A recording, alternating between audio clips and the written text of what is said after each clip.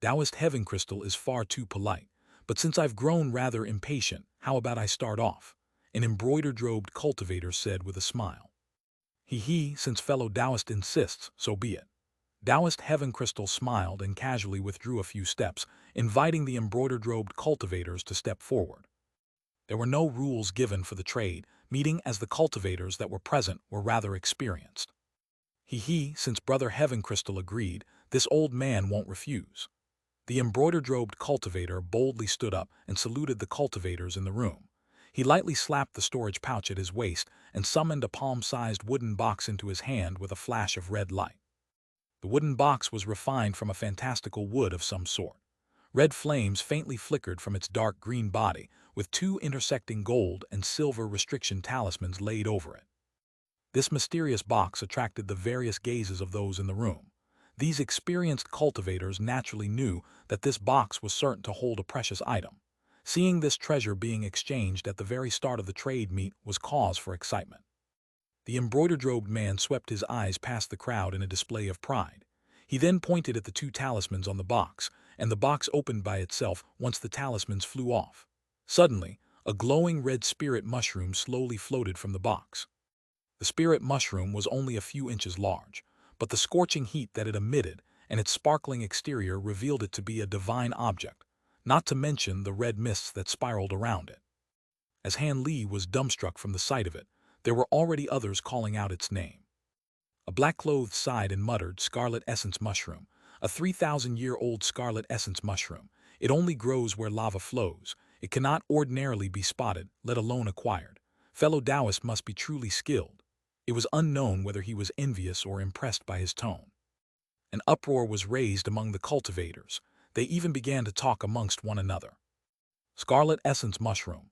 This is one of the ice-fire spirit mushrooms.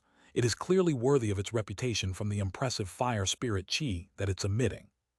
When the embroidered-robed man heard that its name was mentioned, his eyes betrayed surprise, but he soon recollected himself and said, "Since fellow Taoist has recognized this item, there is no further need for me to speak of it. It is a 3,000-year-old scarlet essence mushroom, a top-grade material for fire attribute medicine pills. I will exchange it for either 100,000 spirit stones or its equivalent in earth attribute materials." 100,000 spirit stones. Han Li was astonished and his heart began to stir. This price was far lower than Han Li expected. This mushroom wasn't something that could be compared to high-grade demon cores. It was on the level of the ninecurl spirit ginseng itself. Not mentioning his many precious treasures, Han Li had acquired several hundred thousands of spirit stones from the storage pouches that he looted. The disciple of Archsaint Six Dao in particular possessed 3,000 mid-grade spirit stones, enriching Han Li greatly.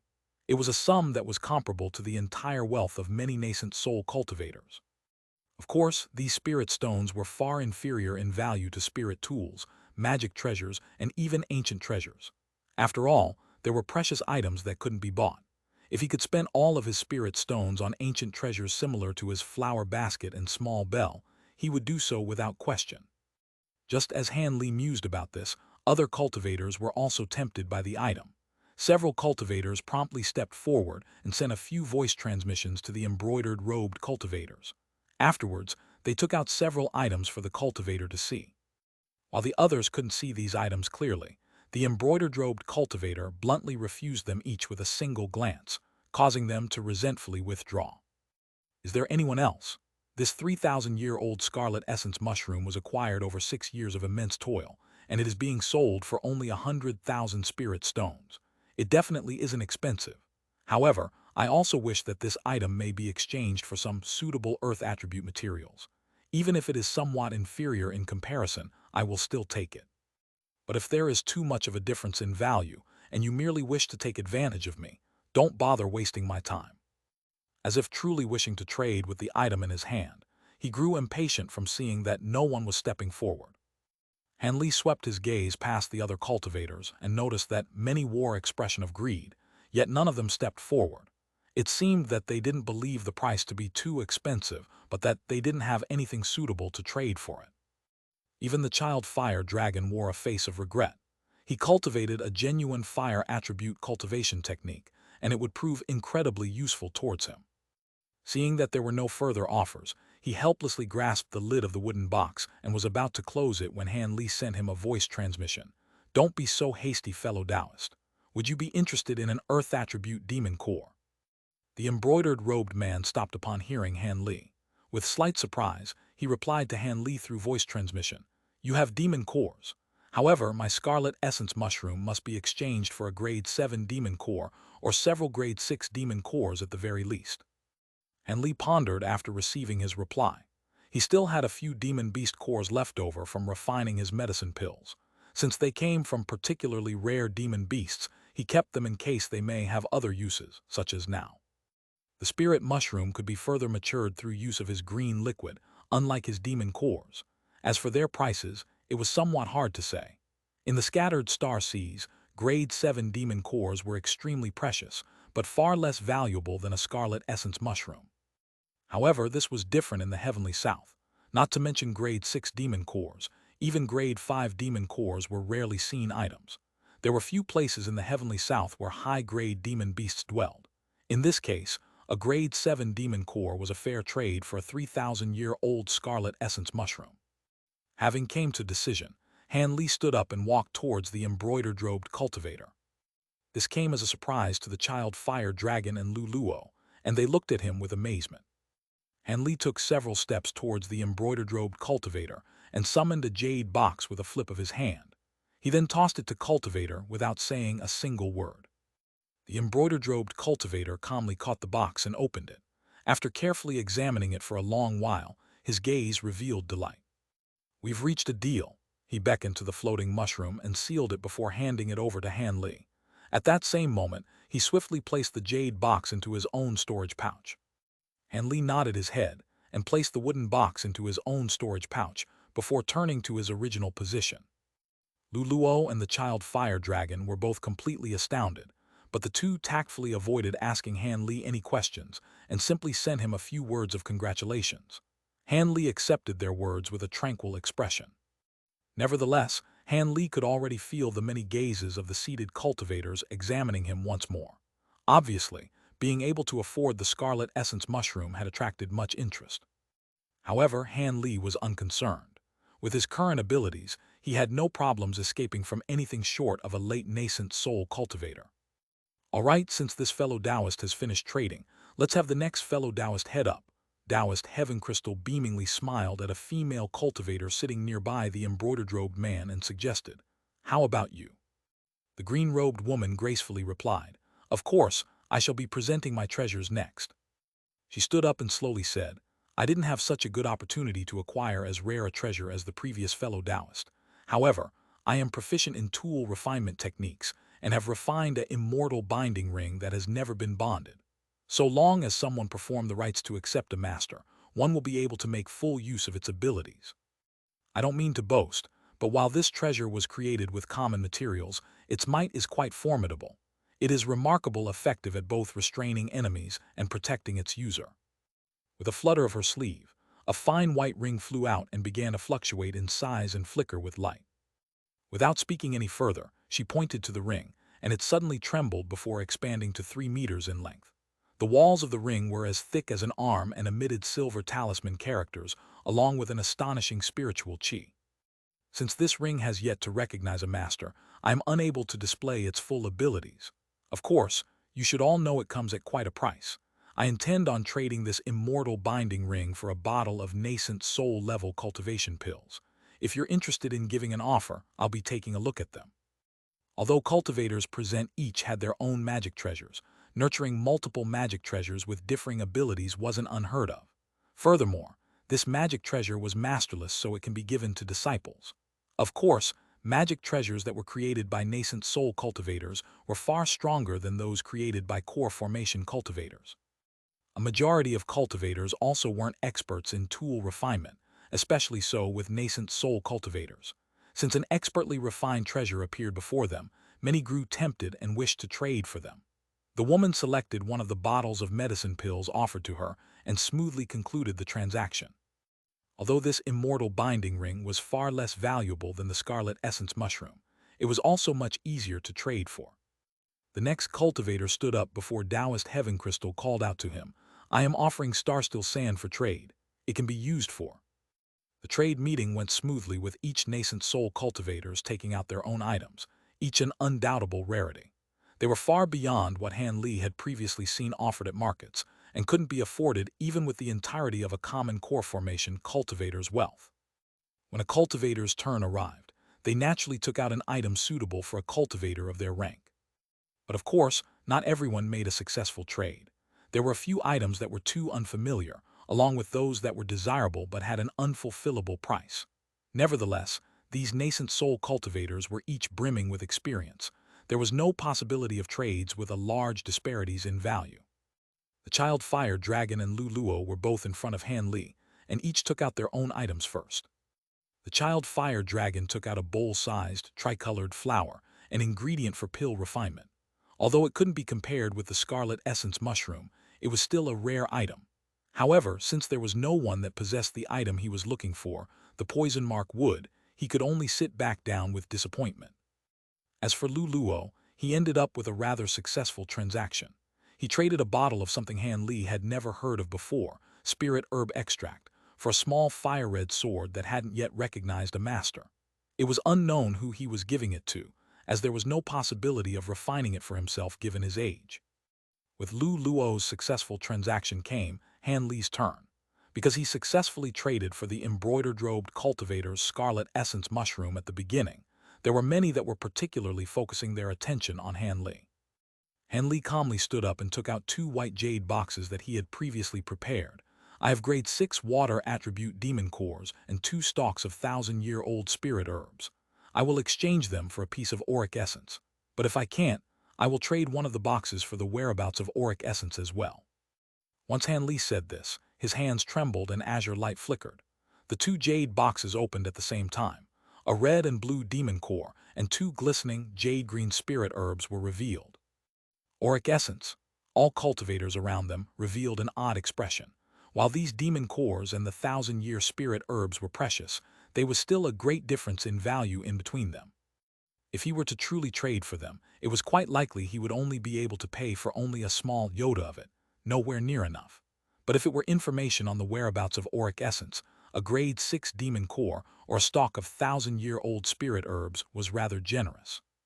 After all, everyone knew that information alone wasn't anywhere near as valuable as having the item on hand.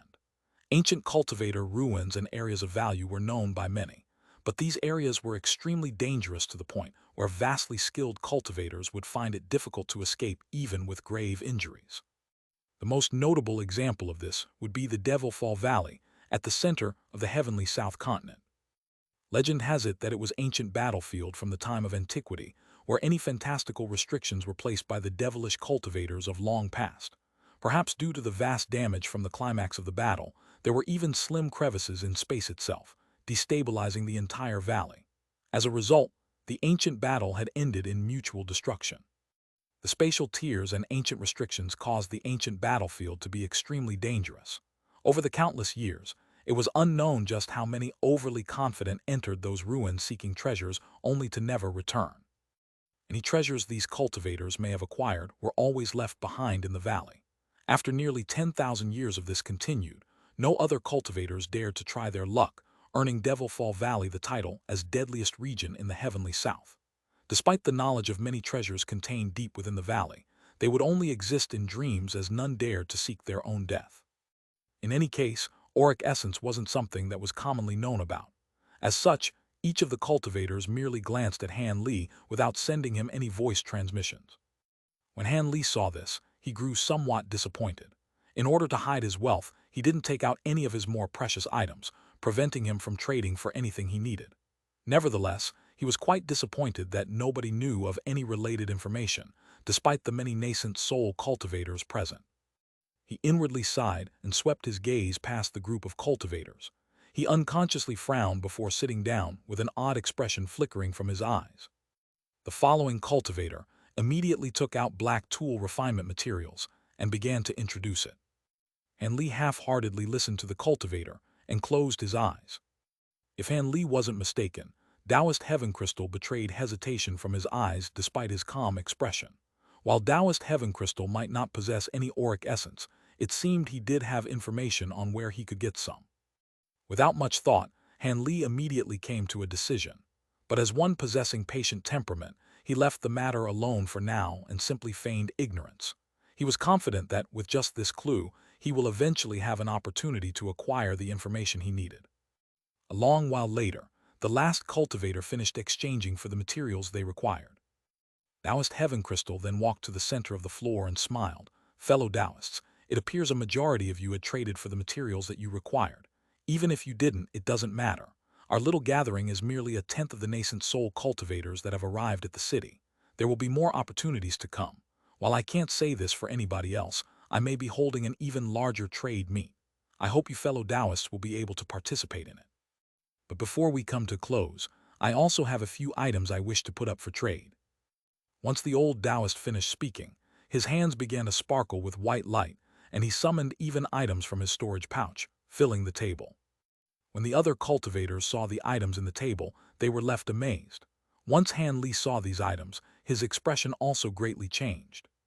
8 varying monstrous beast puppets were arranged on the table, including a white wolf, azure pythons, and even a red bull.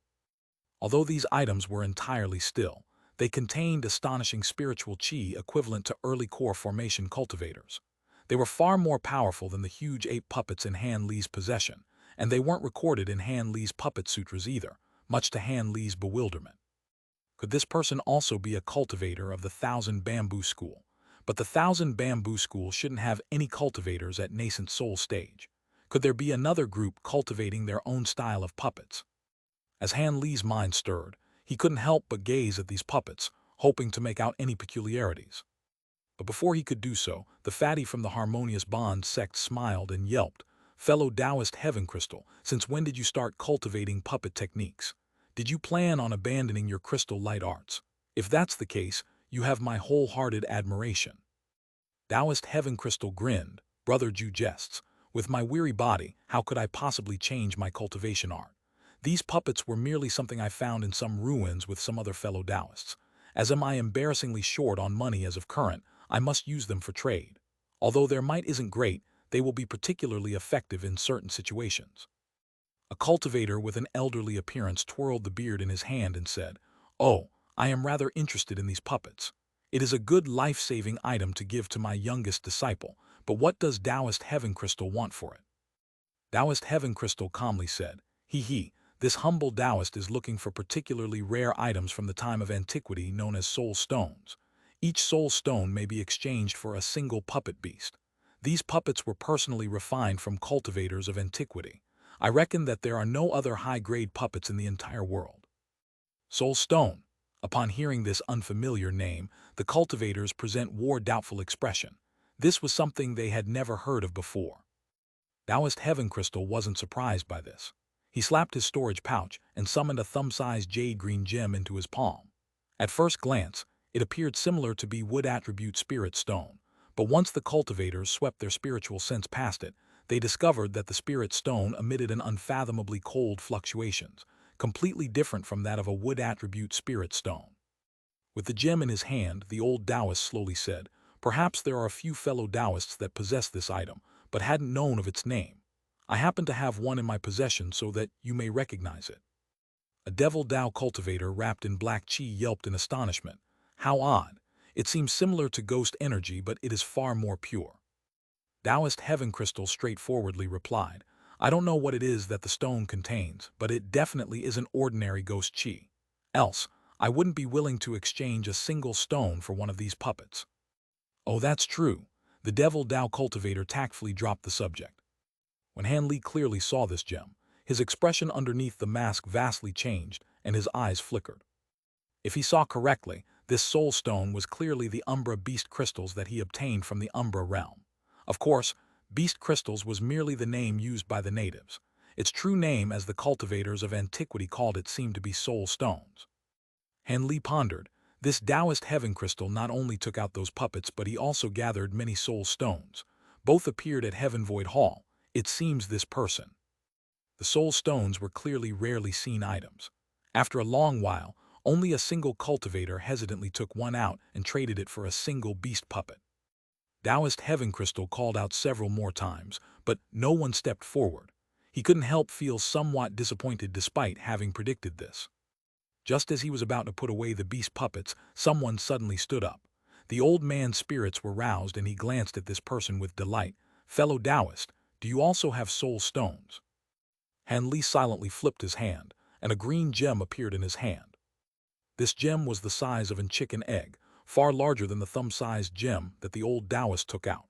Its icy chi could be seen by the naked eye. Taoist Heaven Crystal was shocked by the sight and grew vastly delighted. "Fellow Taoist, it is truly rare for a soul stone to be so powerful. How about fellow Taoist pick 2 of the puppets?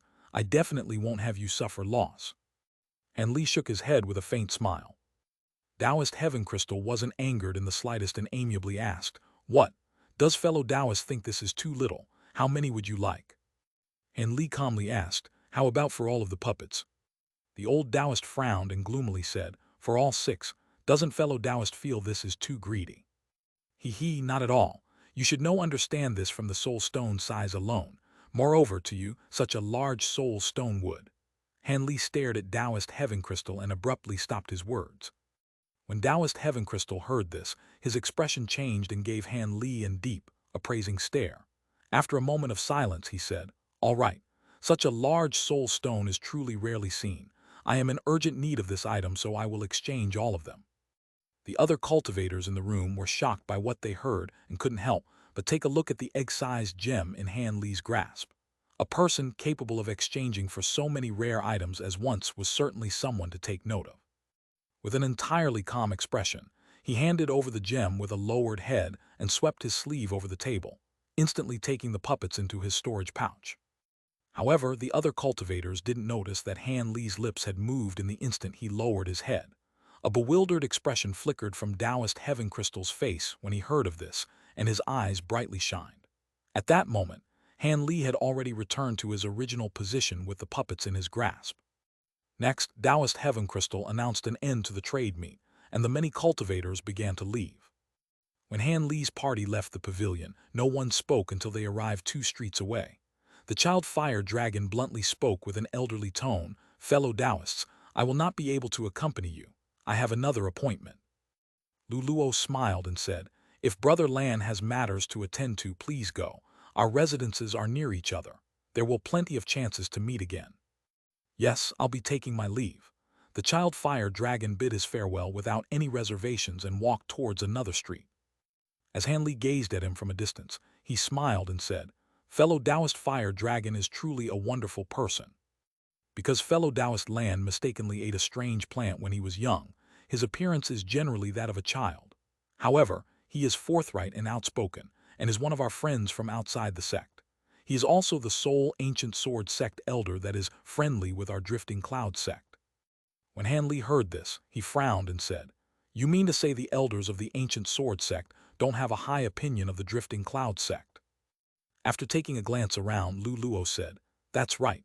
Junior Marshal Brother Han, do you have any plans? Are you going to return to take a rest, or will you be purchasing some other items?" Han Li honestly replied, "There are a few particular materials that I need to buy. I plan on taking a look at the nearby markets alone and seeing whether or not I can obtain unexpected gains." When Luluo heard that Han Li wished to go by himself, he raised no objections and said, "Just as it so happened, I also plan on purchasing some items as well. Let's part ways for now." As a result, Han Li and Luluo immediately split up. The markets of Soaring Heaven City were countless times larger than the market city of the Dreamcloud Mountains. Han Li was walking down a road of the city's western market as he examined the streets on either side. The words Han Li said to Luluo weren't false. He did plan on purchasing a few rarer talisman refinement materials in preparations to refine a few high-grade talismans. Although he still possessed some spirit beast hides and blood from his time in the scattered star seas, he lacked supplementary materials such as high-grade talisman paper and cinnabar.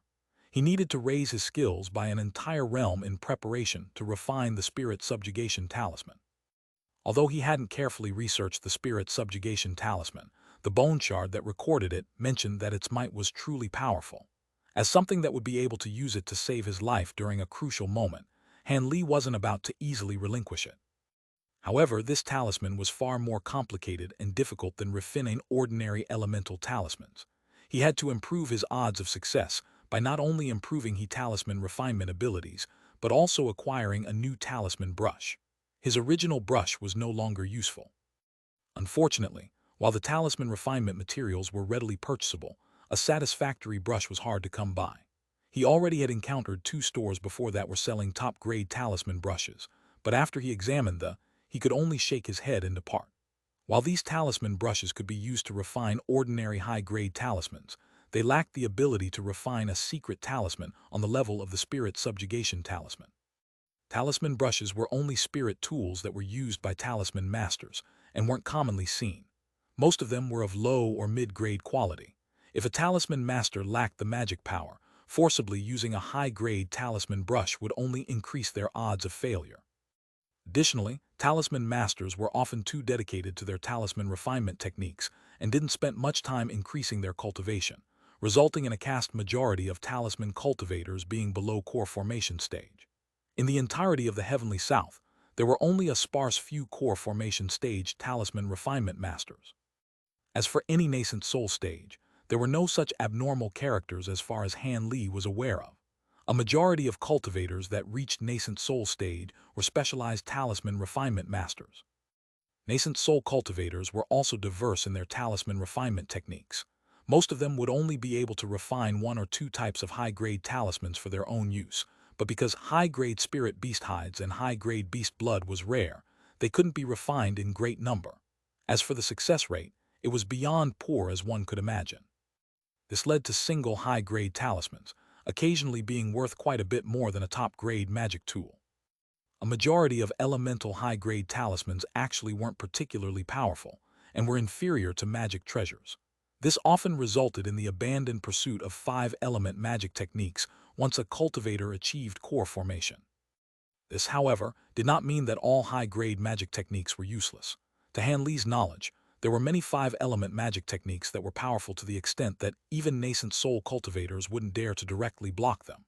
However, these magic techniques were incredibly difficult to cultivate, while comprehending them was rather complicated, and they were even more inconvenient to use. In the time it took to employ them, it would be better to use magic treasures to attack. However, Han Li had heard other cultivators mention that the Mulan spell warriors broke through these limits and researched many powerful spirit techniques that could be deployed in an instant, enabling their low-grade spell warriors to rival enemy cultivators of a similar level without the use of talismans or magic tools. As for their high-grade cultivators, they were able to combine their spirit techniques with their magic treasures for double the lethality. This allowed them to overcome similar-grade cultivators without problem. It was these capabilities that forced the several superpowers in the Heavenly South to unite against the Mulan tribes. Even then, only self-preservation was possible. They were unable of truly defeating the enemy. Ever since Han Li had condensed a nascent soul, he began to study the shallowest high-grade magic techniques in acknowledgement of his shortcomings. However, the speed with which he could employ these few high-grade techniques could only be described as tragic. The only way he could see himself utilizing these techniques was if he were merely smashing through a tortoise's shell. In half the time it took to cast the technique, a cultivator at the same stage could have already killed him 8 times over. Nevertheless, a simultaneous attack from a high-grade talisman and magic treasure makes for an extremely deadly combination. If those talismans were able to be used like low-grade ones in a barrage of 30 at a time, even late nascent soul cultivators would have no choice but to flee the battle. After all, this would be equivalent to the simultaneous strikes of 30 nascent soul cultivators. Even if the target cultivator had defenses that were heaven-defying, they were still bound by the limits of the nascent soul stage and be incapable of receiving such an attack. However, this tactic could only remain imaginary as no one would be so wasteful as to consume several hundred thousands of spirit stones in a single attack. Moreover, high-grade talismans weren't something that could be purchased in the cultivation world, and a majority of them were auxiliary in nature, not offensive. As Han Li mused about this, he walked the streets of the market city and continuously browsed through the larger magic tool and mixed goods stores. Normally, only the larger shops would have top-grade talisman brushes for sale. There was no need for him to consider the smaller shops. They weren't likely to have anything apart from ordinary magic tools, let alone top-grade ones. While there was a slim possibility of a small store carrying such a rare item, Han Li was unwilling to waste the time necessary to search through each one. With so many shops in soaring Heaven City, he simply didn't have time to go searching through all of them. In addition to Han Li, there were many other cultivators walking down both sides of the street and purchasing their own desired items. While a majority of them were at the foundation establishment stage, there was also an occasional core formation cultivator. As for chi condensation cultivators, there were hardly any of them apart from the city's natives. And Li concealed his cultivation as a mid-core formation cultivator while he browsed through the markets, merely attracting a few respectful glances from foundation establishment cultivators. As for core formation cultivators, they simply ignored him after a glance when they didn't recognize him. He was able to avoid much attention in this manner and could take his time browsing through each of the large stores. Just as Han Li left another pavilion feeling disappointed, he discovered that most of the day had unknowingly passed. With darkness falling, the various stores began to successively place down moonlight stones. After a moment of hesitation, Han Li decided to look through 2 more stores before returning to his residence.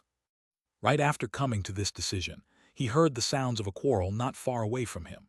There were a group of cultivators that had curiously gathered around the source of the noise. Han Li frowned as he immediately placed his hands behind his back, before he expressionlessly turned around and began to walk back to his residence. As he took his first step, he heard a fierce and resentful voice. "What, are all of you Drifting Cloud Sect cultivators merely thieves?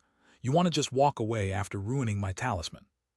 Young man's voice loudly refuted him with an angry tone. "It isn't that I don't want to pay, but that I am short on spirit stones since I've just bought other items. Also, this is only an elementary mid-grade Firecloud talisman. How could it possibly cost 300 spirit stones? It should only cost 100 spirit stones at most. Moreover, didn't I offer to leave my sect medallion here as collateral? I'll return once I've borrowed some spirit stones from my sect members at the inn." Han Li ceased his steps as the man's voice seemed familiar. It seemed to be someone he recognized from the Drifting Cloud Sect. Han Li rubbed his chin and pondered for a moment before heading in the direction of the dispute. Regardless of who it was, he was a grand elder of the Drifting Cloud Sect after all. It was unbecoming of him to feign ignorance and walk away. A short moment later, Han Li found himself looking at a small miscellaneous goods store from a distance. There seemed to be several cultivators standing in front of it in confrontation. Amongst them was a heroic black-clothed figure, Firecloud Mountain's Sun Huo, who Han Li had last seen at the Sword Trial Assembly. In a short 20 years, this youth had experienced a vast increase in cultivation despite the little change to his appearance. He was currently being confronted by 3 cultivators with unfriendly appearances who seemed to be the shopkeeper and his assistants. At that moment, the short-bearded shopkeeper glared at Sun Hu and said, "A single worthless medallion is useless to me. You can simply return to the Drifting Cloud Sect and leave it behind, but I can't track you down all the way over to the state of Zai. So quit talking nonsense. Since you don't have any spirit stones, lay out the items in your storage pouch and I will hold them as collateral. As for that Firecloud talisman, you believe it to only be a mid-grade talisman, but it is actually a quality good refined by a talisman grandmaster of our soaring Heaven City. As such, it's already generous to only charge 300 spirit stones. Could it be that all Drifting Cloud Sect cultivators are such scoundrels?" Once that was said, the shopkeeper glanced at the wooden box in his assistant's hands and revealed a regretful expression, as if he had suffered a great loss. Sun Huo unexpectedly responded to these words with a smile. "Fine, the things are yours. If you say it, then so be it. This ordinary Firecloud talisman was refined by a talisman grandmaster." "What? Are you able to tell whether or not it was refined by a talisman grandmaster? Do you simply wish not to pay us back? In that case, don't blame me for notifying the city's enforcers." The shopkeeper coldly laughed and bluntly threatened him. Sun Hu's face turned white then red as there was little question as to which party the 9 Nations Union enforcers would favor. Moreover, this matter was vague and unclear, so he was all but certain to lose the dispute. His expression wavered for a long while before he stepped forward. He slapped the storage pouch at his waist and took out a bundle of talismans. Sun Huo gritted his teeth and said, "Although these talismans aren't of a high grade, they are worth at least 300 spirit stones." The shopkeeper's expression relaxed and he reached out to take the talismans. "This will do." "Yi, not this one." Before the shopkeeper took the talismans, Sun Hu swept his gaze over them and his expression vastly changed as he pulled back the talismans. He immediately took the half-torn yellow talisman back before handing over the rest of the talismans. The shopkeeper was stunned for a moment before sneering. Humph, you're so nervous over a torn piece of blank talisman paper. Are you drifting cloud sect cultivators really so poor? He then reached once more to take the talismans. But at that moment, a figure suddenly appeared between the two in a blur. Sun Huo felt his heart drop while the shopkeeper hastily took several steps back and furiously shouted, "Who are you? What do you think you're doing?" The cultivator that interrupted them expressionlessly responded, "It's nothing. I merely overheard our drifting cloud sect being mentioned in a certain way 3 times in a row. How about your esteemed self say it to my face?" Once that was said, an astonishing pressure was released, causing the nearby cultivators to recoil in shock. A few of the cultivators with shallower cultivation felt as if the world itself now weighed down on them, and they fell onto their knees. The 2 core formation cultivators that happened to pass by fared somewhat better, but their bodies were also shaken. One of them became panic-stricken and they cried out, "Nascent soul cultivator, senior you." Hanli turned his head and coldly glanced at the 2 core formation cultivators that were passing by, causing them to immediately swallow their words. He didn't recognize the 2 middle-aged cultivators, nor did he know which sect they belonged to. At that moment, the shopkeeper and his 2 assistants had already been thoroughly forced to the ground due to their close proximity to the immense spiritual pressure. They were incapable of moving in the slightest, seeming panic-stricken, only to grow even more terrified upon hearing that Han Li was a nascent soul cultivator. They hurriedly tried to beg for forgiveness, but they could barely even gasp for air, let alone speak. The surrounding cultivators all paled, while a few of the more cowardly ones had already fled in fear of being implicated. Han Li showed consideration for Sun Huo, and the pressure had little effect on him apart from his initial recoil. But once he recognized Han Li, his expression changed before he deeply saluted him and said, "Disciple Sun Huo pays his respects to martial ancestor Han." Paying no further attention to the 3 men in front of him, Han Li turned around and looked at the half-torn talisman in Sun Huo's hand. He nodded his head and said, "It seems there is no need for introductions. You already know of my identity." When Sun Huo recalled the rude words he spoke to Han Li at the sacred area, he felt greatly worried and humbly apologized with sincerity. Disciple was unaware of martial ancestor's true form. I hope he will forgive disciple's arrogant words. Han Li looked at Sun Huo and slowly said, "I had yet to become a sect elder at that time, so of course I won't blame you. However, that torn talisman of yours seems to have something to do with me." Sun Huo was stunned as something suddenly came to mind. He joyfully said, "Could this ruined talisman be?" Han Li waved and cut him off. "Leave this matter for later." Han Li's eyes then narrowed as he gazed at a silver streak of light flying across the sky. The only cultivators that were allowed to fly in soaring heaven city were obviously the 9 Nations Union protectors. They were responsible for keeping order during the entire duration of the trade fair. Sun Huo didn't dare to speak any further and obediently stood still in place.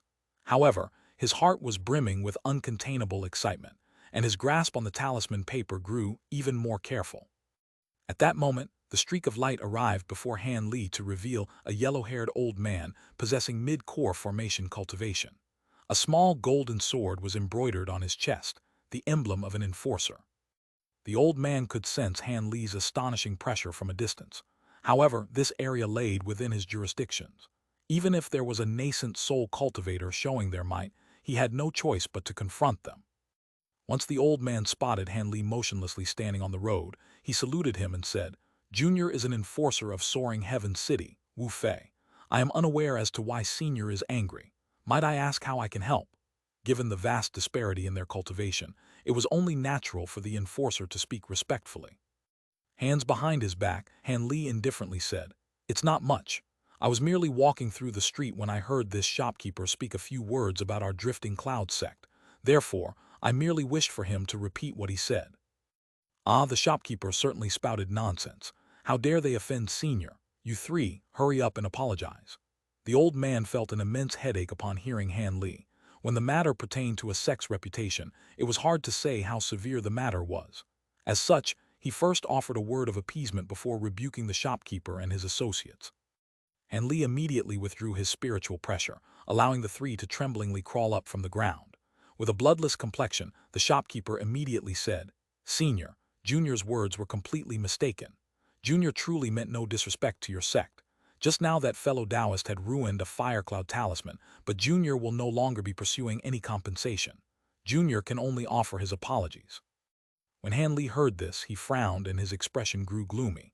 With a sinister smile, Han Li said, "What? You believe that I will let you off so easily? First, let me take a look at the fire cloud talisman in that box. If it truly was refined by a grandmaster, I will pay the spirit stones on this disciple's behalf. But if it isn't, he." The shopkeeper reacted quickly and hurriedly spoke before Han Li could glance at the wooden box. "There is no need, Senior. That fire cloud talisman is an ordinary talisman. Junior accepts any punishment." Han Li said nothing further and took a glance at the enforcer. When the old man saw this, he knew what to do. He immediately bowed and said, "Please be at ease, Senior. This shopkeeper will be heavily punished for his transgressions. Senior may hand this matter over to me." "Since that's the case, then so be it.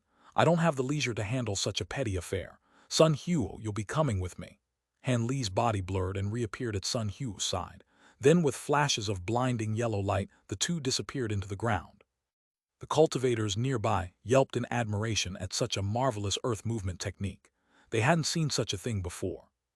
Upon seeing Han Li depart, the old man immediately felt relieved. But when he glanced at the three offenders who were heaving large sighs of relief, his expression grew icy. "You three will follow me and tell me the truth about everything that happened. This matter won't be forgiven so easily." When the shopkeeper heard this, his relief instantly turned to misery. A moment after this exchange, Han Li appeared with Sun Huo in a flash of yellow light inside a secluded stone building.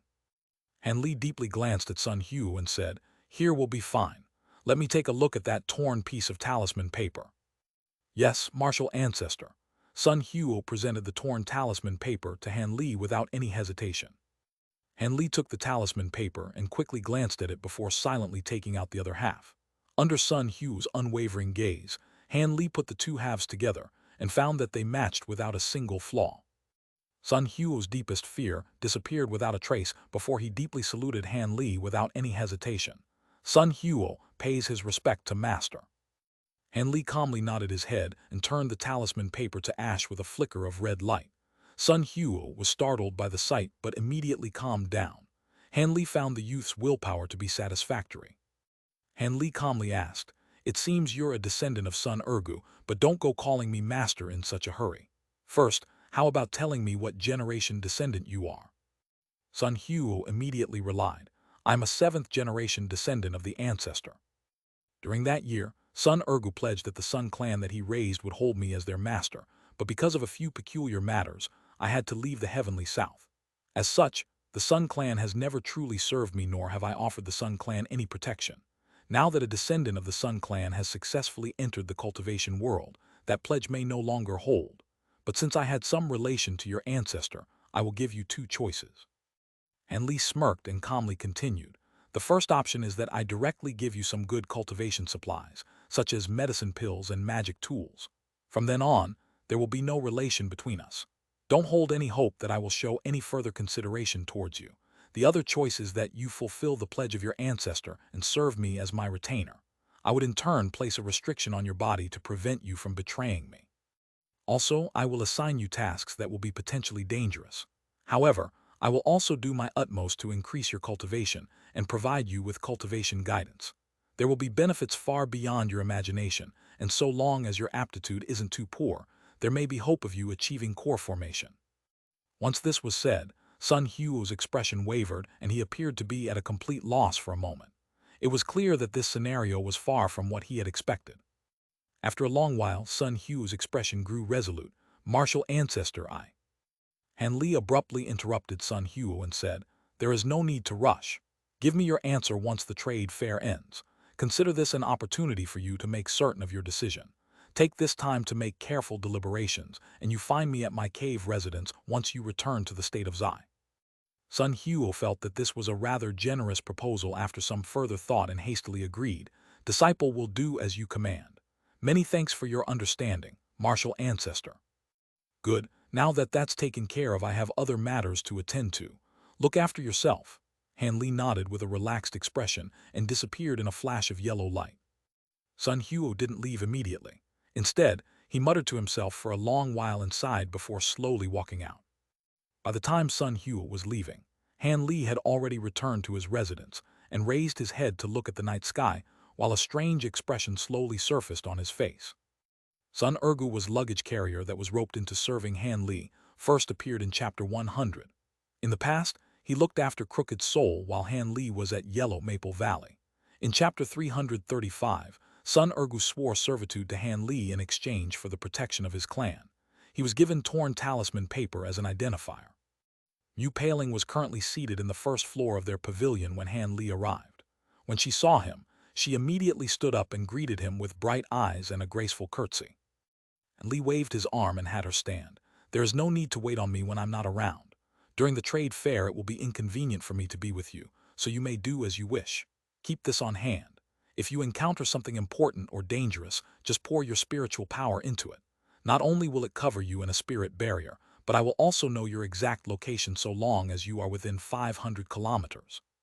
Han Li then took out a pair of blue jade ornaments and handed one over to her. Yu Paling blushed slightly and whispered, "Many thanks, my lord." She then took the jade ornament and hung it at her waist. After telling Yu Paling that he was turning in for the night, Han Li walked up to the second floor. Once she saw Han Li had disappeared from sight, she glanced at the jade ornament on her waist and wore a complicated expression. Han Li casually picked a room and began meditating on the bed. After 2 hours of rest, he opened his eyes and glanced out the window before muttering a few words to himself. "It's just about time. I should go and pay a visit." Han Li silently left the pavilion and headed directly to a familiar area of Soaring Heaven City. He arrived shortly after at the building that he had previously visited. He stared at the silver signboard with Crystal Dragon Pavilion, written in gold, as he rubbed his chin and glanced into the pitch-black interior before promptly heading inside. Just as Han Li entered the building, the entire room suddenly brightened. Sitting at the end of a long table, Taoist Heaven Crystal smiled at Han Li and said, "Welcome, fellow Taoist. You honor my pavilion with your presence once more, and you're right on time. I didn't expect fellow Taoist Han to be such a punctual character. Since I'm the one that took the initiative to make the appointment, how could I be late? Judging by Taoist Heaven Crystal's appearance, it appeared as if you've waited for some time. You gave me quite the scare." Han Li swept his arm and an invisible force gently closed the door behind him. Taoist Heaven Crystal chuckled and said, "After you left, you suddenly sent a voice transmission saying that you have more soul stones. Were you telling the truth?" The old Taoist narrowed his eyes in doubt as he spoke. Han Li replied by simply slapping his storage pouch and taking out a green gem that was just as large as the one he took out earlier in the day. It was glistening and emitted an astonishing yin qi while Han Li gazed at the old Taoist in silence. After seeing how Han Li took out a soul stone of a similar grade as the one from before, his face revealed a trace of excitement, and he impatiently said, "It's clear that you were telling the truth. If Brother Han has even more soul stones of this quality, this humble Taoist is willing to buy all of them from you. Spirit stones materials, please don't hesitate to name your conditions." Taoist Heaven Crystal, don't be so hasty. I definitely plan on trading soul stones with you, but before that, I wish to ask you 2 questions. So long as you answer them to my satisfaction, consider the soul stone yours. Han Li casually tossed the soul stone over to the Taoist Heaven Crystal as he finished speaking. Taoist Heaven Crystal caught the soul stone with slight surprise as he stared at the item, bewildered. After a long moment of silence, he sighed and said, "Fellow Taoist truly acts magnanimously. It seems the questions won't be simple. So long as I am able to answer, this humble Taoist will be certain to satisfy you." Once that was said, Taoist Heaven Crystal carefully put away the soul stone and recovered his calm expression. "Since you've agreed, I'll be blunt. Do you have any information on auric essence? When I mentioned this information during the exchange, your expression grew odd. You seemed to know something." Maintaining a calm expression, Taoist Heaven Crystal slowly replied, "That's right, this humble Taoist does have some information on auric essence. However, this information isn't reliable, and as such I was unable to make the trade earlier. If fellow Taoist Han truly wishes to know, I can tell you. Even if the information is inaccurate, I still wish to hear it. Please go ahead." Although Han Li had predicted this would be the case, he smiled nevertheless. "Even if I don't say anything, fellow Taoist will come to know this in a few days. According to my old friend, the manager of an auction house, there is a chunk of auric essence that will be put up for auction for the duration of the trade meet. However, it seems that the owner of the auric essence only wishes to trade it for another item. Since they've yet to officially put it up for action, the matter is still uncertain. However, if the auric essence is truly put up for auction, those sword cultivation sects would be willing to spend their entire fortunes to acquire it. Fellow Taoists' hopes of acquiring it are truly poor. Han Li's happy expression was gradually replaced by a wry smile. While a 3,000-year-old scarlet essence mushroom might be worth 100,000 spirit stones, something as rare as a chunk of auric essence should be valued at several hundred thousand. If put up for auction, that cost could double. He was still aware of his limitations. Although he possessed plenty of wealth, he couldn't compare with entire sects. After that was said, there was slight change in Han Li's thoughts. He calmly said, "Regardless, I must thank fellow Taoist for the information. Knowing this, I have the chance to prepare some more spirit stones in advance." Ah yes, would fellow Taoist happen to know the identity of the owner of the auric essence? I wish to pay them a visit ahead of time. The old Taoist twirled his long beard and smiled. "I'm not sure of their identity. I only know that this person is a nascent soul cultivator from the Nine Nations Union. They are currently staying at a small mountain to the west of the city. If fellow Taoist makes the attempt, it shouldn't be too hard to find them." Many thanks for fellow Taoist's information. That will be enough information with regards to the auric essence. For my next question, I wish for fellow Taoist Heaven Crystal to tell me about those soul stones. The old Taoist's amiable expression instantly changed upon hearing Han Li.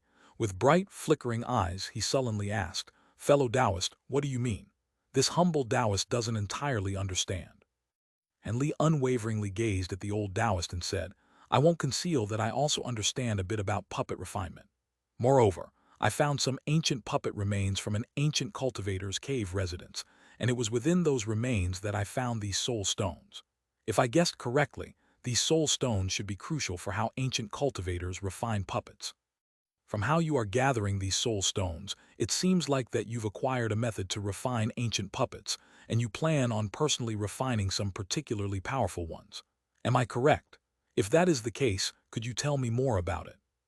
In the same instant he said those words, Han Li had immediately grew vigilant. Although it was unlikely, Han Li put himself on guard in case the old Taoist suddenly launched an attack. When Taoist Heaven Crystal heard this, his face became expressionless and his eyes became exceptionally cold. He then stared at Han Li in silence. Han Li became particularly careful once he saw the old cultivator's reaction, but his expression still remained calm. He slapped his storage pouch and he took out a palm-sized jade box. He then opened the jade box and slid it across the table to the old Taoist, revealing two soul stones that were even larger than the ones from before. Taoist Heaven Crystal's icy expression was eventually broken with excitement. With an astonished expression, he gloomily asked, "How did you acquire such large soul stones? Do you have more?" When Han Li heard this, he smiled at Taoist Heaven Crystal but said nothing. The old Taoist responded to his silence by saying, "Humph, I can answer your question, but in exchange, you must tell me how you acquired these soul stones." "That's not a problem." Han Li had already anticipated this would happen and instantly replied. Taoist Heaven Crystal coldly said, "It is as you've said. This humble Taoist discovered a refinement method in ancient cultivator ruins with a few friends. According to what was recorded, these puppets were immensely powerful, but the materials they required were proportionately precious. Moreover, they each required an appropriate soul stone to refine. However, these soul stones are immensely difficult to find. Up until now, I haven't been able to find many. Why else would I directly trade for them so impatiently? Now, it is fellow Taoist Han's turn to tell me how he found so many soul stones." Han Li calmly replied, "It is quite simple. I previously had no idea that ancient cultivators called these items soul stones. I had merely known them as something produced within Umbra beasts and had to spend an enormous amount of effort just to acquire a few of them." Excitement flickered within the old Taoist's eyes and he hastily said, "Umbra beasts? I haven't heard of them before. Where would you find such demon beasts?" Instead of answering his question, Han Li unhurriedly asked, "Would fellow Taoist be willing to let me take a look at which type of puppets you plan on refining, or perhaps even the puppet designs that you acquired?" Once the old Taoist heard what Han Li wanted, his uncontrollable excitement promptly faded away. With his newly restored calm, he said, "It seems fellow Taoist Han plans on using this to extort me." Han Li calmly said, "Extort? Those words are mistaken.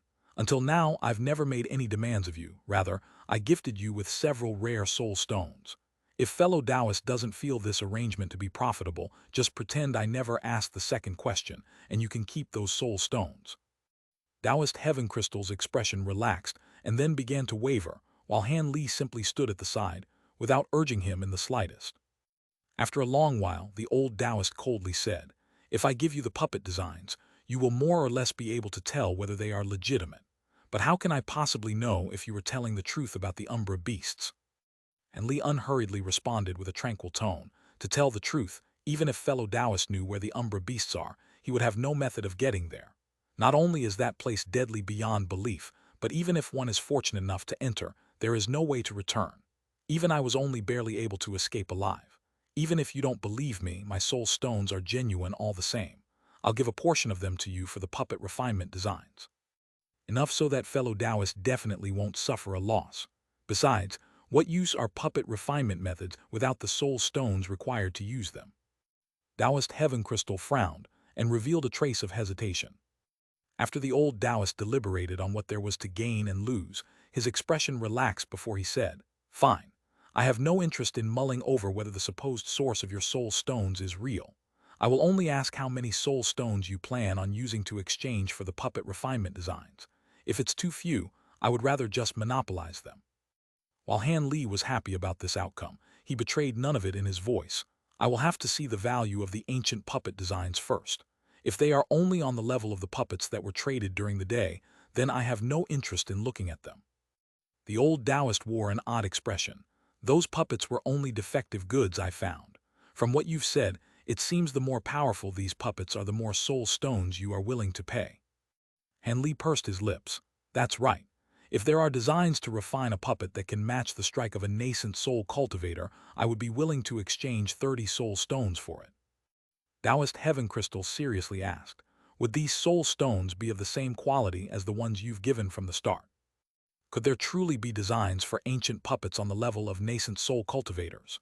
Han Li was amazed at the prospect and immediately grew overjoyed. Without any restraint, he said, "Since when have my words been false? Fine. This jade slip contains the designs for the ancient puppets. I will be directly giving it to you, not lending it." The old Taoist quickly took out a white jade slip from his storage pouch and tossed it to Han Li while a cunning expression appeared on his face. Han Li was stunned by his actions and faintly felt like something was amiss. After some thought, he bluntly took the jade slip and swept his spiritual sense through it. After a long while, Han Li's complexion fluctuated between red and white before he started glaring at Taoist Heaven Crystal in silence. The old man beamed back at him and said, "What's wrong? The greatest of these puppet designs are able to match the strike of a mid-nascent soul stage cultivator. Is there something not in accordance with your request?" Han Li angrily said, "Humph, what part is? The main ingredients for these puppets are heaven-defying materials on the level of 10,000-year-old ironwood. And the supplementary materials aren't just rare, I've never even heard of them. Where am I supposed to find them?" You have this humble Taoist sympathies, but there is little I can do. Look on the bright side, there's an illustration accompanying each of the materials. Perhaps fellow Taoists may come across them with enough luck and will even manage to acquire enough to make a puppet. As the old Taoist anticipated, Han Li's expression quickly grew furious and he asked, "Could it be fellow Taoist Heaven Crystal has already found the materials? Why else would he be gathering soul stones?" With a calm expression, Taoist Heaven Crystal said, "When did this humble Taoist say that he would be personally refining the puppets? I merely found 2 half-finished high-grade puppets from the ruins. With these soul stones, I'll be able to use them. There is no need for me to create them from scratch." After hearing this, Han Li grew silent for a long while. "All right, this humble Taoist already gave you the puppet refinement designs. Now about they're yours." Before the old Taoist could even finish speaking with his insincere smile, Han Li unhappily swept his sleeve across the table.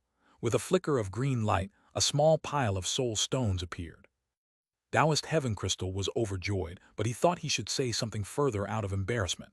Han Li dismissed this by waving his arm and saying, "Because I was careless, I suffered quite a loss, but I have no complaints. Now that the debt has been settled, I will be taking my leave." Han Li gave a salute before gloomily leaving the building. The old Taoist glanced at Han Li's departing figure and shook his head with closed eyes. He then nodded his head and excitedly placed the pile of gems into his storage pouch. He had managed to trade some unusable puppet designs for so many soul stones. It was only natural for him to feel satisfied. With these soul stones, he will be able to complete those half-finished puppets. However, the old Taoist was truly shocked to see Han Li take out so many soul stones, and couldn't help but think higher of him. Unbeknownst to the old Taoist, Han Li's gloomy expression had completely disappeared when he walked several streets away. Instead, he was holding onto the white jade slip with a strange smile on his face. While 10,000-year-old ironwood would prove difficult for others to acquire, it would only take Han Li a bit of time. As for the supposedly unknown materials, they seemed to be salvageable from the remains of the puppets he found in Heaven Void Hall if he remembered correctly. If luck would have it, he should be able to gather the materials needed to create several high-grade puppets. With strength rivaling nascent soul cultivators, these puppets would increase his combat power severalfold. His previously obsolete puppet techniques were about to once again become one of his killing moves. Furthermore, the Jade Slip also contained several designs for puppets that were equivalent to of core formation cultivators. Although they could be considered rare, they were still purchasable with large quantities of spirit stones. These weaker puppets might not pose a threat to nascent soul cultivators when in small groups, but if he were to create several hundreds of them, they would have the power to force a nascent soul cultivator to dodge.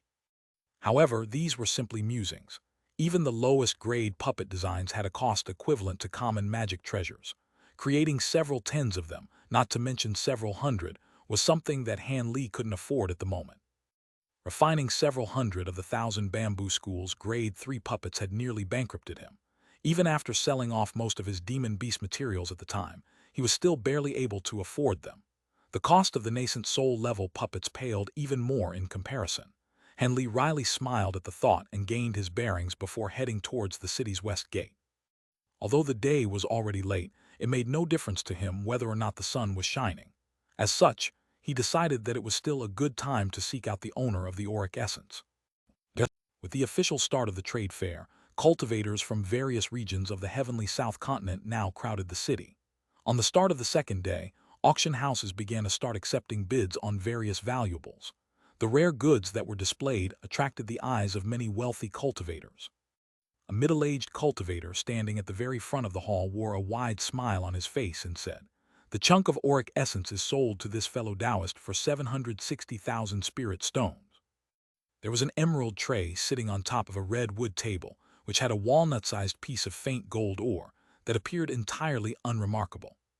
Afterwards, a silver-robed cultivator excitedly walked forward and handed over the spirit stones before acquiring the auric essence.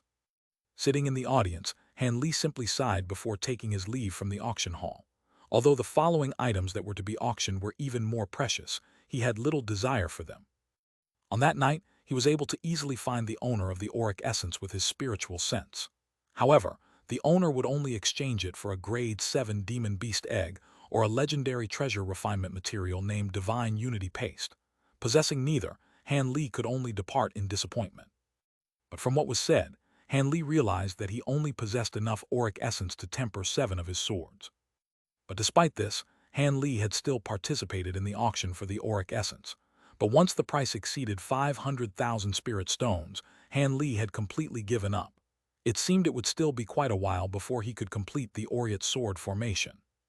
Having left the auction, Han Li went around the city, buying supplementary materials for puppet refinement. After he finished, he headed towards a corner of the city. He recalled what Marquis Nanlong had previously said. As it was already the 4th day of the trade fair, he curiously headed towards the location mentioned in the Jade Slip. After Han Li swept the surroundings with his spiritual sense, he stood in front of a stone building with an ordinary appearance. He approached the door, and it opened before he even knocked on it. A long-bearded, purple-robed man wearing a jade crown then walked out of the building. Marquis Nanlong spoke rather enthusiastically. "Fellow Taoist Han, you've arrived. Let me introduce you to our associates." "Thank you for the trouble, Marquis, and apologies for the wait." After a few polite words, Han Li followed Marquis Nanlong inside. The building's interior was completely bare, to Han Li's shock. But after he swept his spiritual sense through the building, he discovered restriction fluctuations throughout. The Marquis smiled upon sensing Han Li's actions and said, "This small trick of mine can't be concealed from fellow Taoist Han, of course. Please follow me." He then formed an incantation gesture with his hand and flung a golden mist from his sleeve. With the appearance of the golden mist, The unremarkable interior flickered with white light, revealing a set of dark stone steps. Marquis Nanlong wordlessly descended down the stairs. Han Li frowned, but he followed him all the same. The stairs were rather short. After only a moment, they arrived before a small underground hall. There were a few moonlight stones that were softly illuminating the room. The hall had 8 cultivators. 6 of them were sitting, and the other 2 were a man and woman pair standing together. When Marquis Nanlong and Han Li walked in, all of them simultaneously glanced at them. "It's you." The man that was standing couldn't help but shout in shock at the sight of Han Li's appearance. A bright glint appeared from Han Li's eyes. His sights fell onto the face of a late core formation cultivator. He caught sight of a deeply familiar silver mask. After a moment of shock, Han Li sneered. That man was the young master of the Ghost Spirit Sect, Wang Chan, who had pursued him in the past. He had the same silver mask, but the youthful rage contained in his eyes was replaced with an varied arrangement of emotions. "I didn't expect that I'd see an old friend here. What a surprise." "How is this possible? You condensed a nascent soul." The Ghost Spirit Sect's young master voice was hoarser than from his youth, but the terror in his voice was unmistakable. The black-robed, middle-aged scholar sitting in front of him coldly asked, "What the matter? You recognize this fellow Taoist?" "Second uncle, this person is the yellow maple cultivator surnamed Han. During that year The middle-aged scholar revealed a trace of shock, but he frowned and decisively said, "There is no need to speak of it. Fellow Taoist Han is already a nascent Su cultivator. He won't bring himself down to a junior's level." He then gently smiled at Han Li and amiably said, "I'm the Ghost Spirit Sect Master Wang Tiangu. My nephew had an over-exaggerated opinion of his own abilities in the past and had committed many offenses, but I hope fellow Taoist Han will overlook these matters for my sake." Those matters with fellow Taoist Wang is merely a matter of the past. With so many years gone by, how could I still bear a grudge? Your esteemed self need not worry. Han Li glanced at the black-robed man and smiled as if he truly planned to let bygones be bygones. However, Han Li inwardly sneered. The Ghost Spirit Sect's young master had nearly taken his life 2 times, forcing him to take the risk of leaving the heavenly south. How could such hatred be easily resolved? Were it not for the many nascent soul cultivators present, and the Ghost Spirit Sect Master in particular, he would have immediately taken Wang Chan's life. For now, all he could do was examine the others and see whether or not they were Devil Dao cultivators. If he didn't keep his grudge in check, it was possible that he would be surrounded. At that moment, Marquis Nanlong took the opportunity to cut in. So it turned out that fellow Taoist was from Yellow Maple Valley. I originally believed you came from the Drifting Cloud sect. However, it is great that fellow Taoist was able to let go of this old enmity. After all, I'm sure that everyone I've invited doesn't wish to see such an unhappy affair occur." Wang Tiangu smiled, but as one of shrewd mind, he wasn't about to easily believe Han Li's words. He then nodded and said, "Fellow Taoist's open heart has truly earned my admiration. Be completely at ease, fellow Taoist Han. When I return, I will most certainly punish my nephew. But for fellow Taoist Han to have climbed from foundation establishment stage to nascent soul stage in a mere 200 years, that is quite unbelievable. Perhaps in a few more 100 years, it may be possible for fellow Taoists to reach late nascent soul stage. As the rest of our aptitudes are poor, it is a rather unattainable goal." Once that was said, all of the other cultivators present has vastly changed expressions. Han Li inwardly cursed and felt bone-aching hatred towards the Ghost Spirit Sect Master. This clear word of praise intended to mark a target on him. After a long moment of silence, a tan man asked with an odd tone, "Fellow Taoist has yet reached 300 years of age?" Sect Master Wang must be joking. I've only recently entered nascent soul stage. How could I dare to have high hopes of achieving late nascent soul stage? It would take countless years. Han Li casually touched on the matter before sweeping his gaze past everyone in the room. At that moment, he discovered that there was an amazingly beautiful late core formation woman standing at Wang Chan's side. She was also standing behind Wang Tiangu. The woman's calm appearance suggested that she was an exceptional character. He had heard that the top clan in the state of Yue, the Yan clan, had secretly left the country to immediately join the Ghost Spirit Sect. Additionally, this woman Yan Ruyan had married Wang Chan and possessed heavenly spirit roots. Han Li couldn't help but suspect this woman was her. As for the 6 that were seated, they were all nascent soul cultivators. The only one that was a mid-nascent soul stage cultivator apart from the Marquis was a white-clothed, beardless old man. After taking several more glances at those present, Han Li's gaze met the old man's, and he immediately shivered. His gaze contained a penetrating and chilling cold. However, Han Li had casually turned his head and avoided his gaze. When the old man saw this, he faintly smiled. At that moment, Marquis Nanlong called out for Han Li to sit down. Without any hesitation, Han Li found an empty seat and sat down with undue deliberation. Afterwards, he glanced at Wang Chan with a mysterious gaze. Although the young master of the Ghost Spirit Sect was full of terror, he managed to keep a calm exterior in the presence of Wang Tiangu. Regardless, he still felt immense trepidation at what Han Li's eyes seemed to suggest. In the past, their cultivation were a match, but his current jump to nascent soul stage was much cause of resentment and alarm. As of Yan Ruyan, she glanced at Han Li with bright eyes. It was unknown what she was thinking. Once Han Li saw this, he sneered before paying them no further heed. As the group's leader, Marquis Nanlong stood at their center and spoke with a deep tone. There are fellow Taoists that are from the righteous Tao, devilish Tao, and there are even a few vagrant cultivators among you. However, you are all similar in which your spiritual senses are exceptionally vast. It is for that reason that I've asked all you fellow Taoists to come here today. A portion of you should already have a general idea of the matter, but a majority should be ignorant of the matter. I will be giving a thorough briefing on the matter before everyone can decide to participate in the matter. If you are unwilling, I will not force you. When Han Li heard this, his spirits were roused. The heart of the matter has finally arrived. A stern-faced cultivator sitting across from the black-robed man suddenly said, "He, I don't care about the others, but why are those two Ghost Spirit Sect juniors here? Don't tell me that their spiritual senses are a match with ours." At that same moment, he gave a hostile glance at Wang Tiangu as if they were enemies. The Marquis predicted this would happen and spoke as if he already had an answer. "Fellow Taoist Long, you will have to overlook it. Although their cultivation isn't very high, they are proficient in secret techniques. When they later join their spiritual senses with ours, they will provide a significant boost. You should know that it is difficult to find cultivators with spiritual senses as powerful as ours, regardless of how their spiritual sense became so strong." The stern-faced cultivator expressionlessly replied, "Since that's the case, pretend I never said anything." The other cultivators had no complaints and glanced at Marquis Nanlong, waiting for him to start.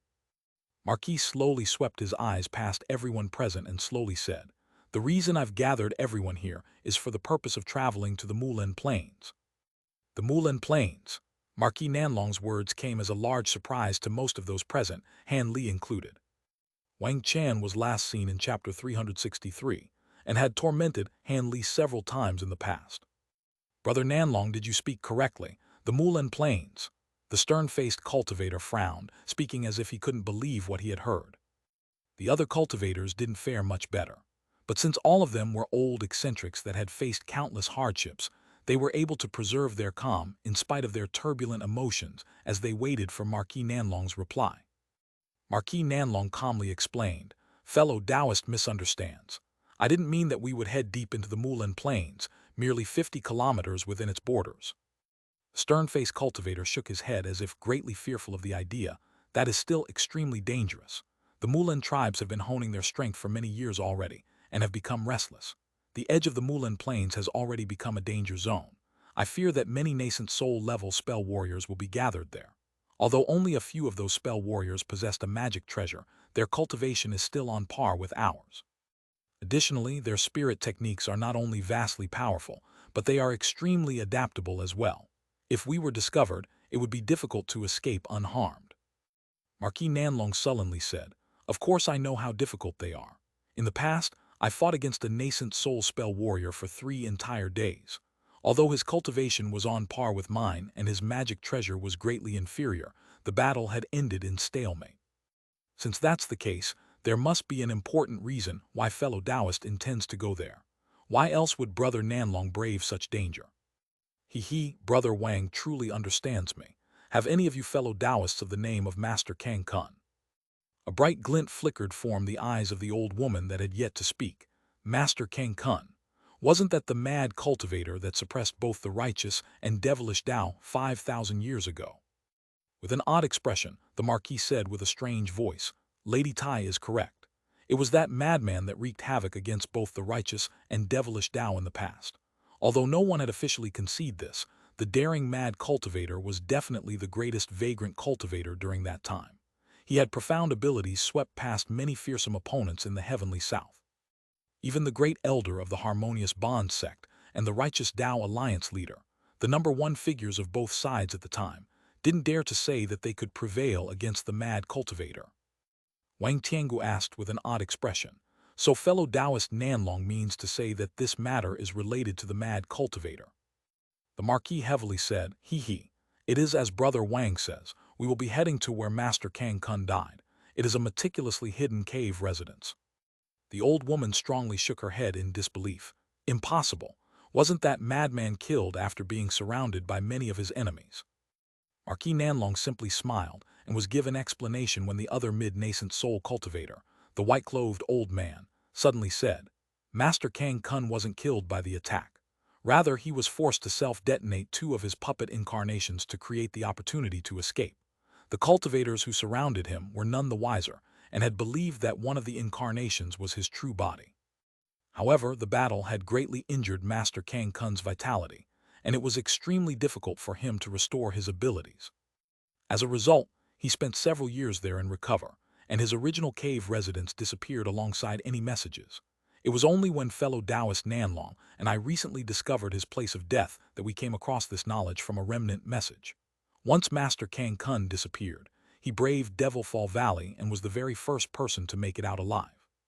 The old woman sharply yelled with an expression of excitement, "He returned from Devil Fall Valley alive. How is that possible?" All of those that heard the story felt their breaths turn cold. For a moment, they were both shocked by this information and were pondering the validity of these claims. For a time, they couldn't help but glance at each other in dismay.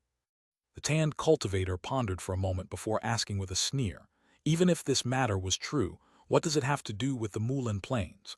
Don't tell me that Master Kang Kun buried the treasures he acquired from Devil Fall Valley inside this hidden cave residence." Marquis Nanlong twirled his beard and expressionlessly said, "Fellow Taoist Bing's words are mostly correct. According to what was left behind at Master Kyan Kun's place of death, he stayed at Devil Fall Valley for several years, but not long after, he met death in meditation. He possibly relapsed from his old injuries or acquired new injuries from Devil Fall Valley, but either way, he should have brought many treasures out from Devil Fall Valley. Treasures that caught the fancy of the greatest vagrant cultivator of that era is no small matter. Furthermore, from his capabilities to suppress crowds of cultivators as a vagrant cultivator, he must have possessed extraordinary secret arts and magic treasures. Are you still be unwilling to head into the Mulan Plains?" The white-clothed old man calmly added, "As a group of many nascent soul cultivators, common spell warriors will not be able to block us. Moreover, if the worst occurs, we will simply break through their enclosures separately. If you are unwilling to risk this amount of danger, please do not force yourselves to join. We will find others to go instead." Once that was said, the other cultivators began to wear expressions of hesitations. Han Li suddenly said, "There is something that puzzles me. Since you two know where the treasure is, why have you sought us out in particular, those with particularly strong spiritual senses? Could it be related to how well hidden the cave residence is?" Marquis Nanlong revealed a helpless expression and said, "I was just about to explain that in a moment. If we could acquire the treasure by ourselves, we'd be able to monopolize the treasure. However, we were able to find the cave residence after much searching when the 2 of us snuck off to the Mulan Plains. Unfortunately, the cave residence is surrounded by a marvelous ancient spell formation. Despite our best efforts, we were unable to break through it. Of course, we didn't dare to linger too long as we were still in the Mulan Plains. We committed the spell formation's characteristics to memory and returned to the heavenly south. After searching through various records on spell formations, we eventually discovered the ancient spell formation was the wondrous soul restriction, which was thought to be lost with time." Wang Tiangu revealed amazement. "Wondrous soul restriction. Is that not one of the 10 great ancient restrictions? How could it be there?" A majority of cultivators hadn't heard of the spell formation before, but their hearts trembled upon hearing the Ghost Spirit Sect Master. Anything from the 10 great ancient restrictions would absolutely be difficult to dissolve. A trace of astonishment flickered from Han Li's eyes, but it soon disappeared. The Marquis was somewhat surprised that Wang Tiangu knew of this. After exchanging a glance with the white-clothed old man, he smiled and offered a word of praise. "I had already heard of Brother Wang's grand reputation as a master of formation spells. To know of such an obscure ancient formation, I see that his reputation was well deserved. Wang Tiangu seemed to realize something and politely declined to speak. Brother Nanlong, please continue. I've only heard of its name and know nothing of how to dissolve it. The matter is completely unfamiliar to me. When the white-clothed old man saw this, he gave a rare smile and he directly said, "We spent several years after our discovery researching the method of breaking through the restriction.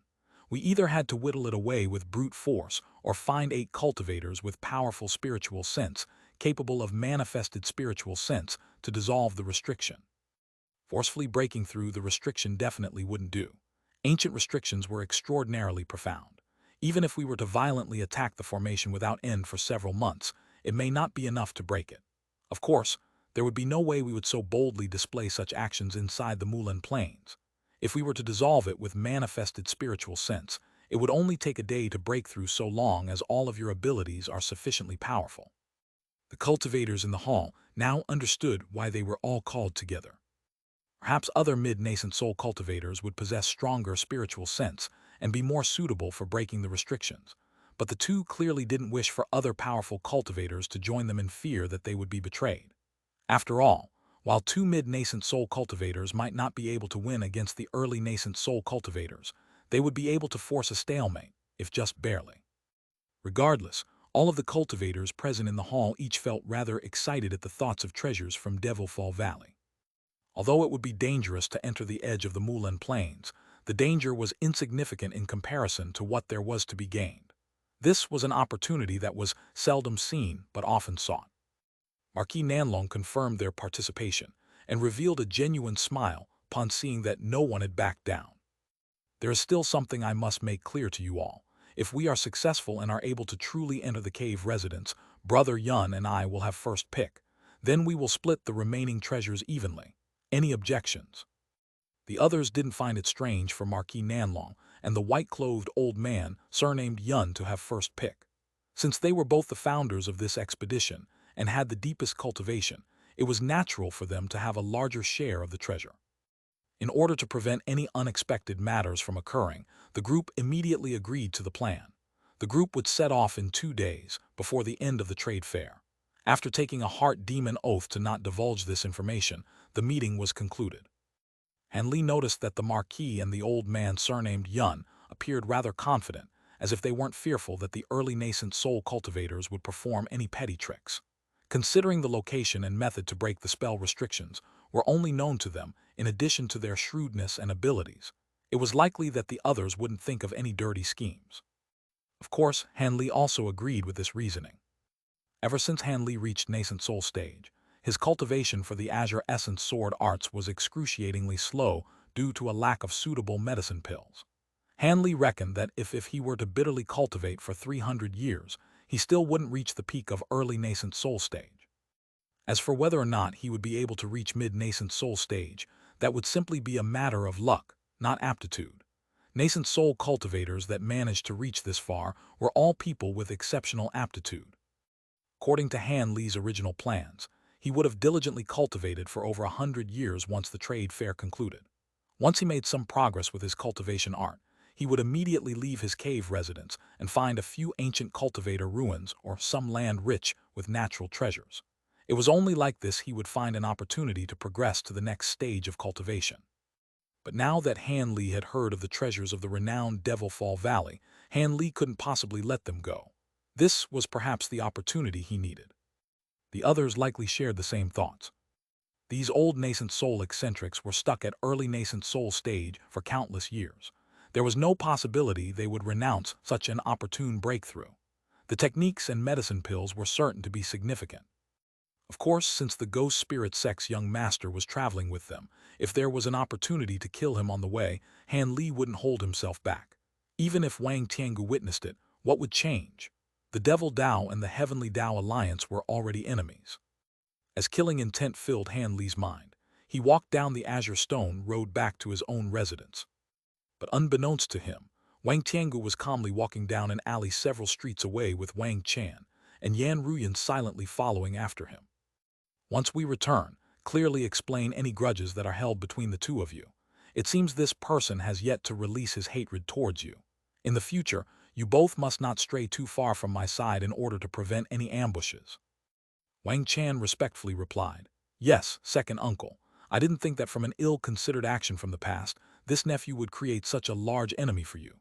In such a short amount of time, he was able to break through the bottlenecks of both core formation and nascent soul stage.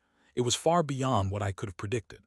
He seemed to grow depressed at the thought of Han Li having already condensed a nascent soul. Wang Tiangu coldly smiled. "Humph, there is no need for you to be so discouraged.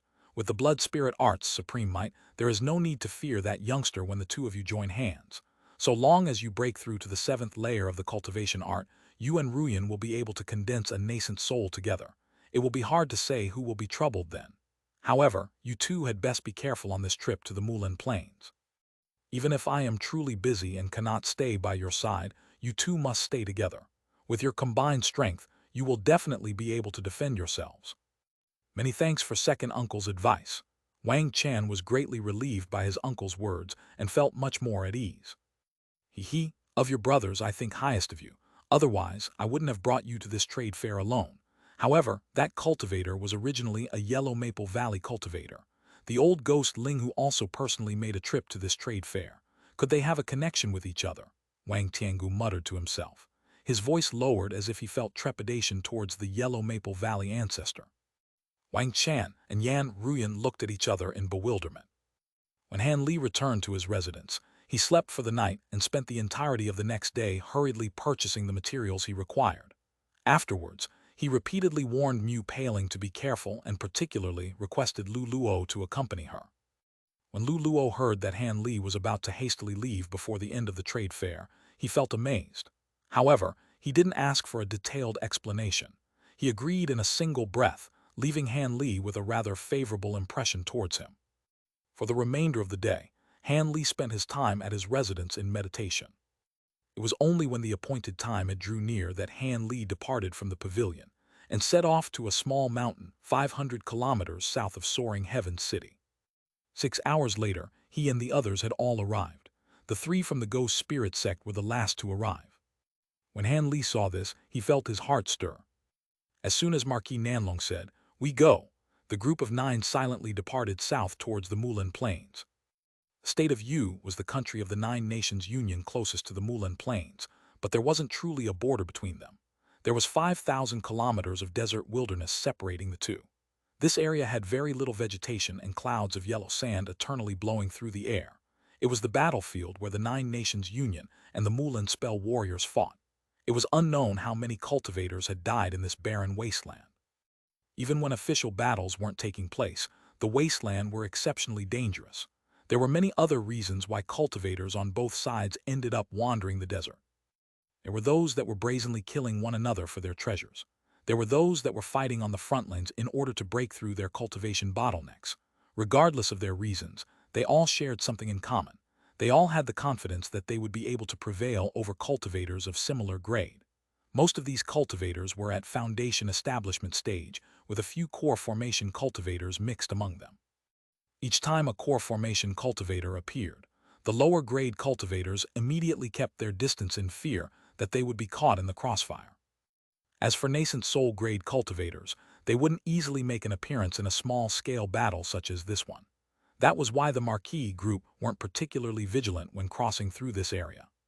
The distance of 5,000 kilometers was something that was easily traversed in less than a day for a nascent soul cultivator. That was why the cultivators traveled at a relaxed pace. With Marquis Nanlong and the white-clothed old man leading the way, the rest of the party followed after them in a scattered manner. They had passed by many low-grade cultivators along the way, completely unnoticed. However, just as the party flew out for an hour, the white-clothed old man suddenly stopped. Marquis Nanlong asked with surprise, "Brother Yun, what happened?" He had been taking turns with the white-clothed old man to keep a lookout with their spiritual sense. The old man surnamed Yun narrowed his eyes and solemnly said, "There is a huge gale ahead of us. It is suspicious." "A huge gale? What do you mean? Isn't a bit of wind normal?" Marquis Nanlong bafflingly asked. He then released his spiritual sense and probed the distance ahead of them. Han Li and the others had clearly heard their words. After clearly hearing them, the party glanced at each other and released their own spiritual senses. Although they had yet to truly enter the Mulan Plains, it was better to be careful. As they were all individuals with powerful spiritual senses, they may as well probe the situation themselves instead of relying on the word of another. As a result, each of them wore a bewildered expression. The old woman sullenly said, "That wind isn't merely suspicious. There is certainly something wrong with it. Such a gale cannot naturally occur." Han Li's spiritual sense discovered that there was a yellow gale surging across the horizon. It was over 300 meters tall and carried both stone and sand. It was truly malevolent, as if an evil dragon had sprung from the earth. But since his spiritual sense was nearly on par with late nascent soul cultivators, he was able to extend his spiritual sense part the 50-kilometer range of the other cultivators. With the great development technique circulating through his body, his spiritual sense condensed and entered the sandstorm. However, his spiritual sense grew dim after entering the sandstorm. He was only able to immerse his spiritual sense 300 meters into the storm, but he was unable to see anything. Marquis Nanlong grimaced and said, "Impressive. This should be the Mulan's wind spirit technique. When I had fought against a spell warrior in the past, they had used this world-enveloping spirit technique. Once it is deployed, it is capable of block any probing, and its violent sandstorm is capable of self-protection and trapping enemies. It is truly troublesome. However, I've never seen it at such an astonishing scale. It seems thousands of times greater in scope. Strange." A Mulan spirit technique. The others' expressions changed upon hearing him. Wang Chan and Yan Ruyan both paled on hearing this. But since they had the weakest cultivation in the party, they didn't dare to speak out of place. The white-clothed old man solemnly said, "Brother Nanlong speaks true. Only spirit techniques are able to create such astonishing sandstorms. Moreover, from the might of the spirit technique, there are certain to be many spell warriors contained within it. We will not be able to break through them with the strength of our current party." The old woman bewilderedly asked, "How is that possible? Why has the Mulan suddenly dispatched so many spell warriors?" "Lady Tai, when was the last time we had ceasefire with the Mulan?" Wang Tiangu asked with an odd expression. "It should have been about 100 years ago. Does Brother Wang mean?" The old woman seemed to suddenly realize something. Wang Tiangu wryly smiled and insipidly said, "About 100 years ago. That should have been enough time for the Mulan to gather their strength." Marquis Nanlong wore an expression of helplessness and softly said, "Brother Wang speaks true. It should be time for the start of another war. Who knows how many cultivators will fall this time, but as chance would have it, we've run into the Mulan vanguard." The white-clothed old man sullenly said, "There are truly too many coincidences in this world, so this matter isn't too shocking. However, we only have two options. We can return and avoid our encounter with the Mulan vanguard, biding our time for a more opportune moment to look for the treasure. After all, the treasure won't be going anywhere, but the Mulan assault will certainly last for many years. We will not be able to return to the treasure in a short amount of time. Additionally, the world is constantly changing. It will be difficult to gather everyone once more after so much time had passed." The old woman shook her head and said, "There is no need to even consider it. We should definitely take the second option and break through the winds. However, the risk is truly too great. If there are only fearsome old ghosts lying within the sandstorm, it would be difficult for us to succeed. Could it be that there is no way of avoiding them?" The old man muttered to himself for a moment before solemnly saying, "I fear it is too late. If the Mulan fully commit to their attack, it won't just be a vanguard. Even if we go around, we will still encounter them. But if it is just a matter of retaining our concealment as we enter, it shouldn't be a problem if we sneak past their sides. So long as we get past the Mulan vanguard, we will be able to evade the main force of spell warriors with enough time. Then we will be able to do as we please in the defenseless Mulan plains, and allow us to make off with the treasure without any worries." The others discussed the old man's proposal and felt that it was the only option. After all, it would take many more years before this opportunity arose once more if it were given up now. Of course, retreat couldn't even be considered if they were nascent soul cultivators. Their lifespans wouldn't have been able to endure the weight. Of course, before heading into the Mulan plains, they each sent letter talismans to the closest Nine Nations Union stronghold to prevent them from being caught unprepared for the upcoming Mulan attack. This was considered something of an obligation given that they were cultivators of the heavenly south. Afterwards, the party of 9 restrained their aura and concealed themselves as they stealthily flew off to the side, wishing to avoid the center of the sandstorm, where the winds blew the most fierce. Because Wang Chang and Yan Ruyan possessed weaker cultivation, Wang Tiangu had paid them particular consideration and covered them in a huge light barrier. A moment later, they disappeared from Han Li's sight. But when Han Li saw this, he sneered. With his spiritual sense, Wang Tiangu and his juniors couldn't possibly escape his notice. The dense sandstorm closed the 50-kilometer gap in an instant. It carried a faint pressure similar to that of demons.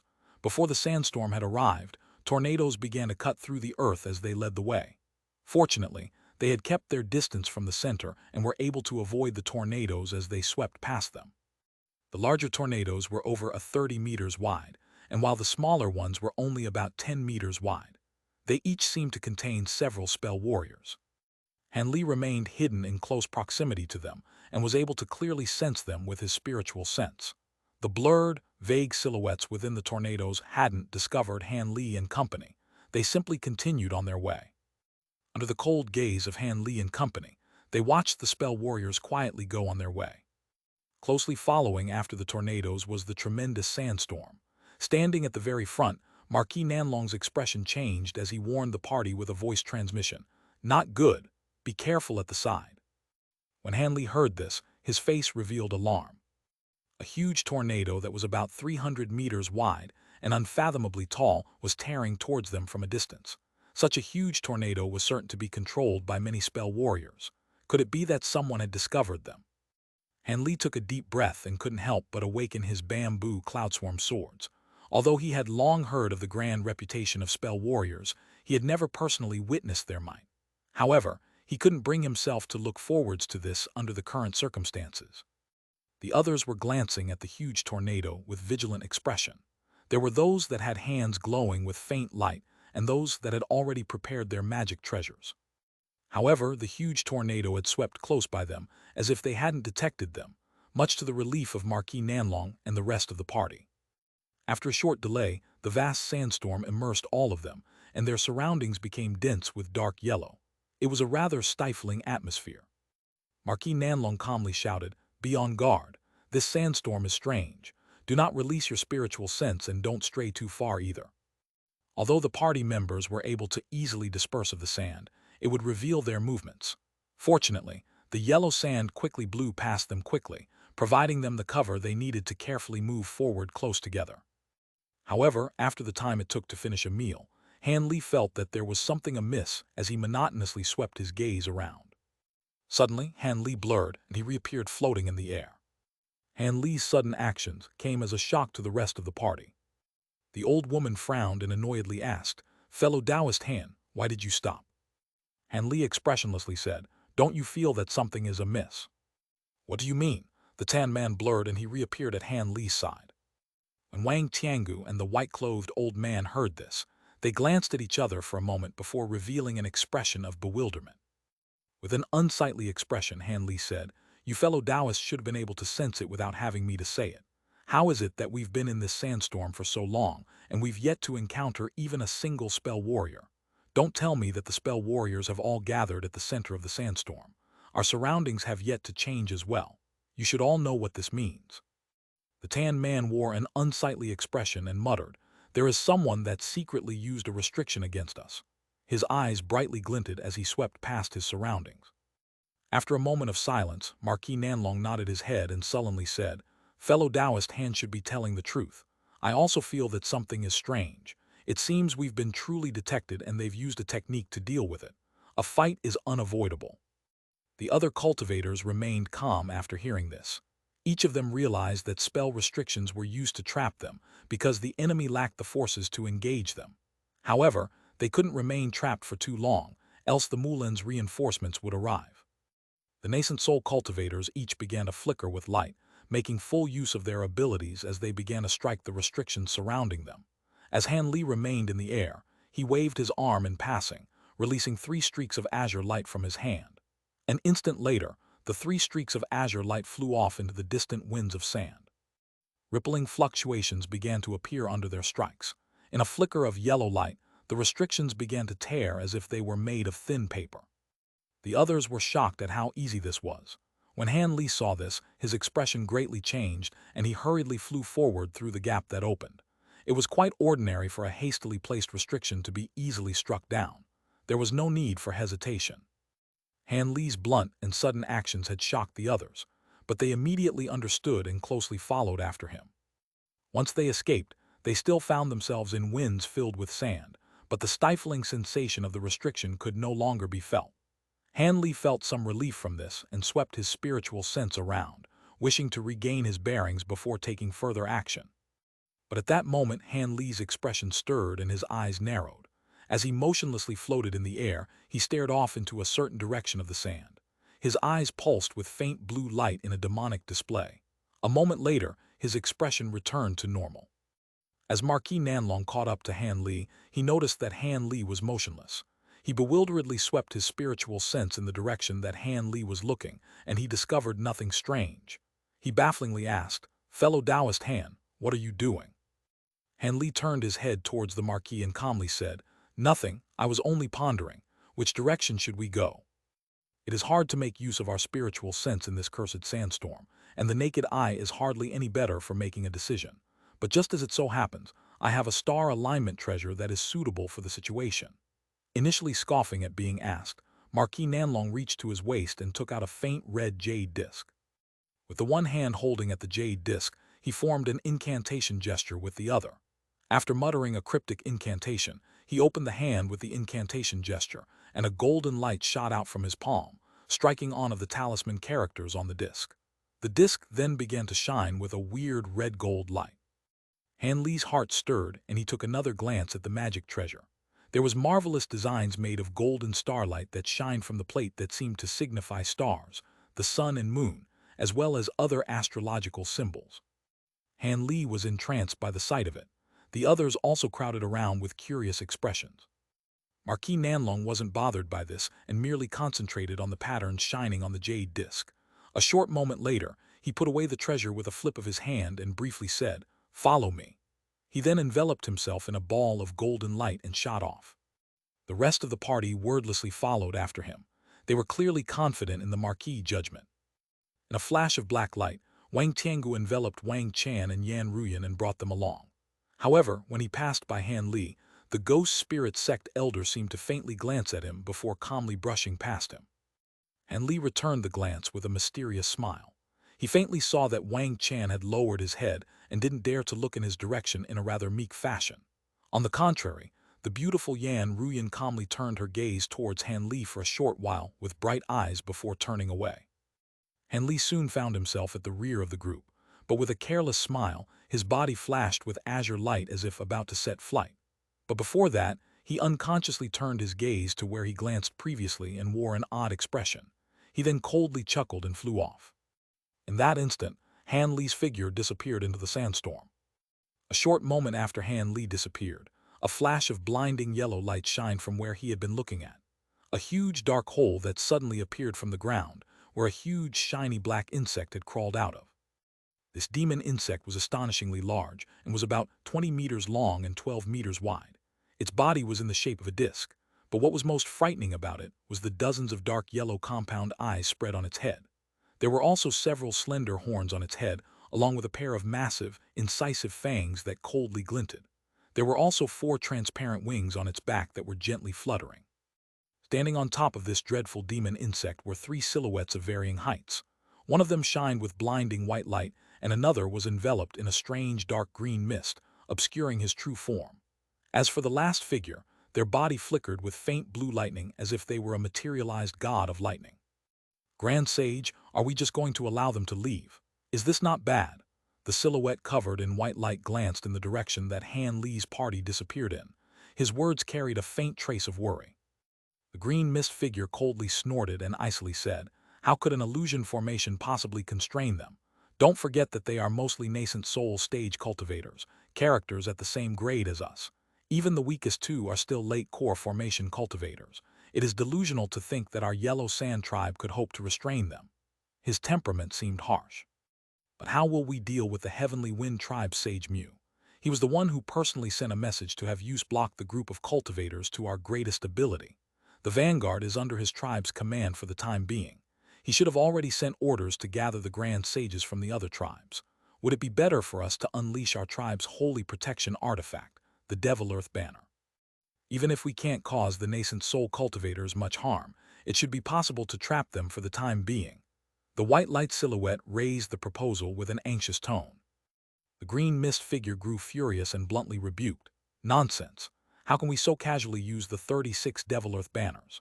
The ancestors of our Yellow Sand tribe have always instructed us to never use the sacred banner unless our tribe is on the verge of extermination. And even if these cultivators were trapped for a time, given their abilities, they would certainly destroy a few of the banners. How would we respond then?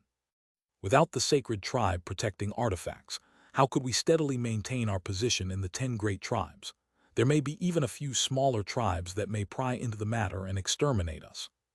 I was careless. Many thanks for Grand Sage's reminder. The spell warrior within the white light hastily apologized for his offense. Since you've only recently become a sage, this fault will be forgiven just this once. In any case, it's not as if we did nothing. They were simply too powerful and we were incapable of restraining them. Grand Sage, Mew sure had a good idea to send our Yellow Sand tribe to tie the intruders down.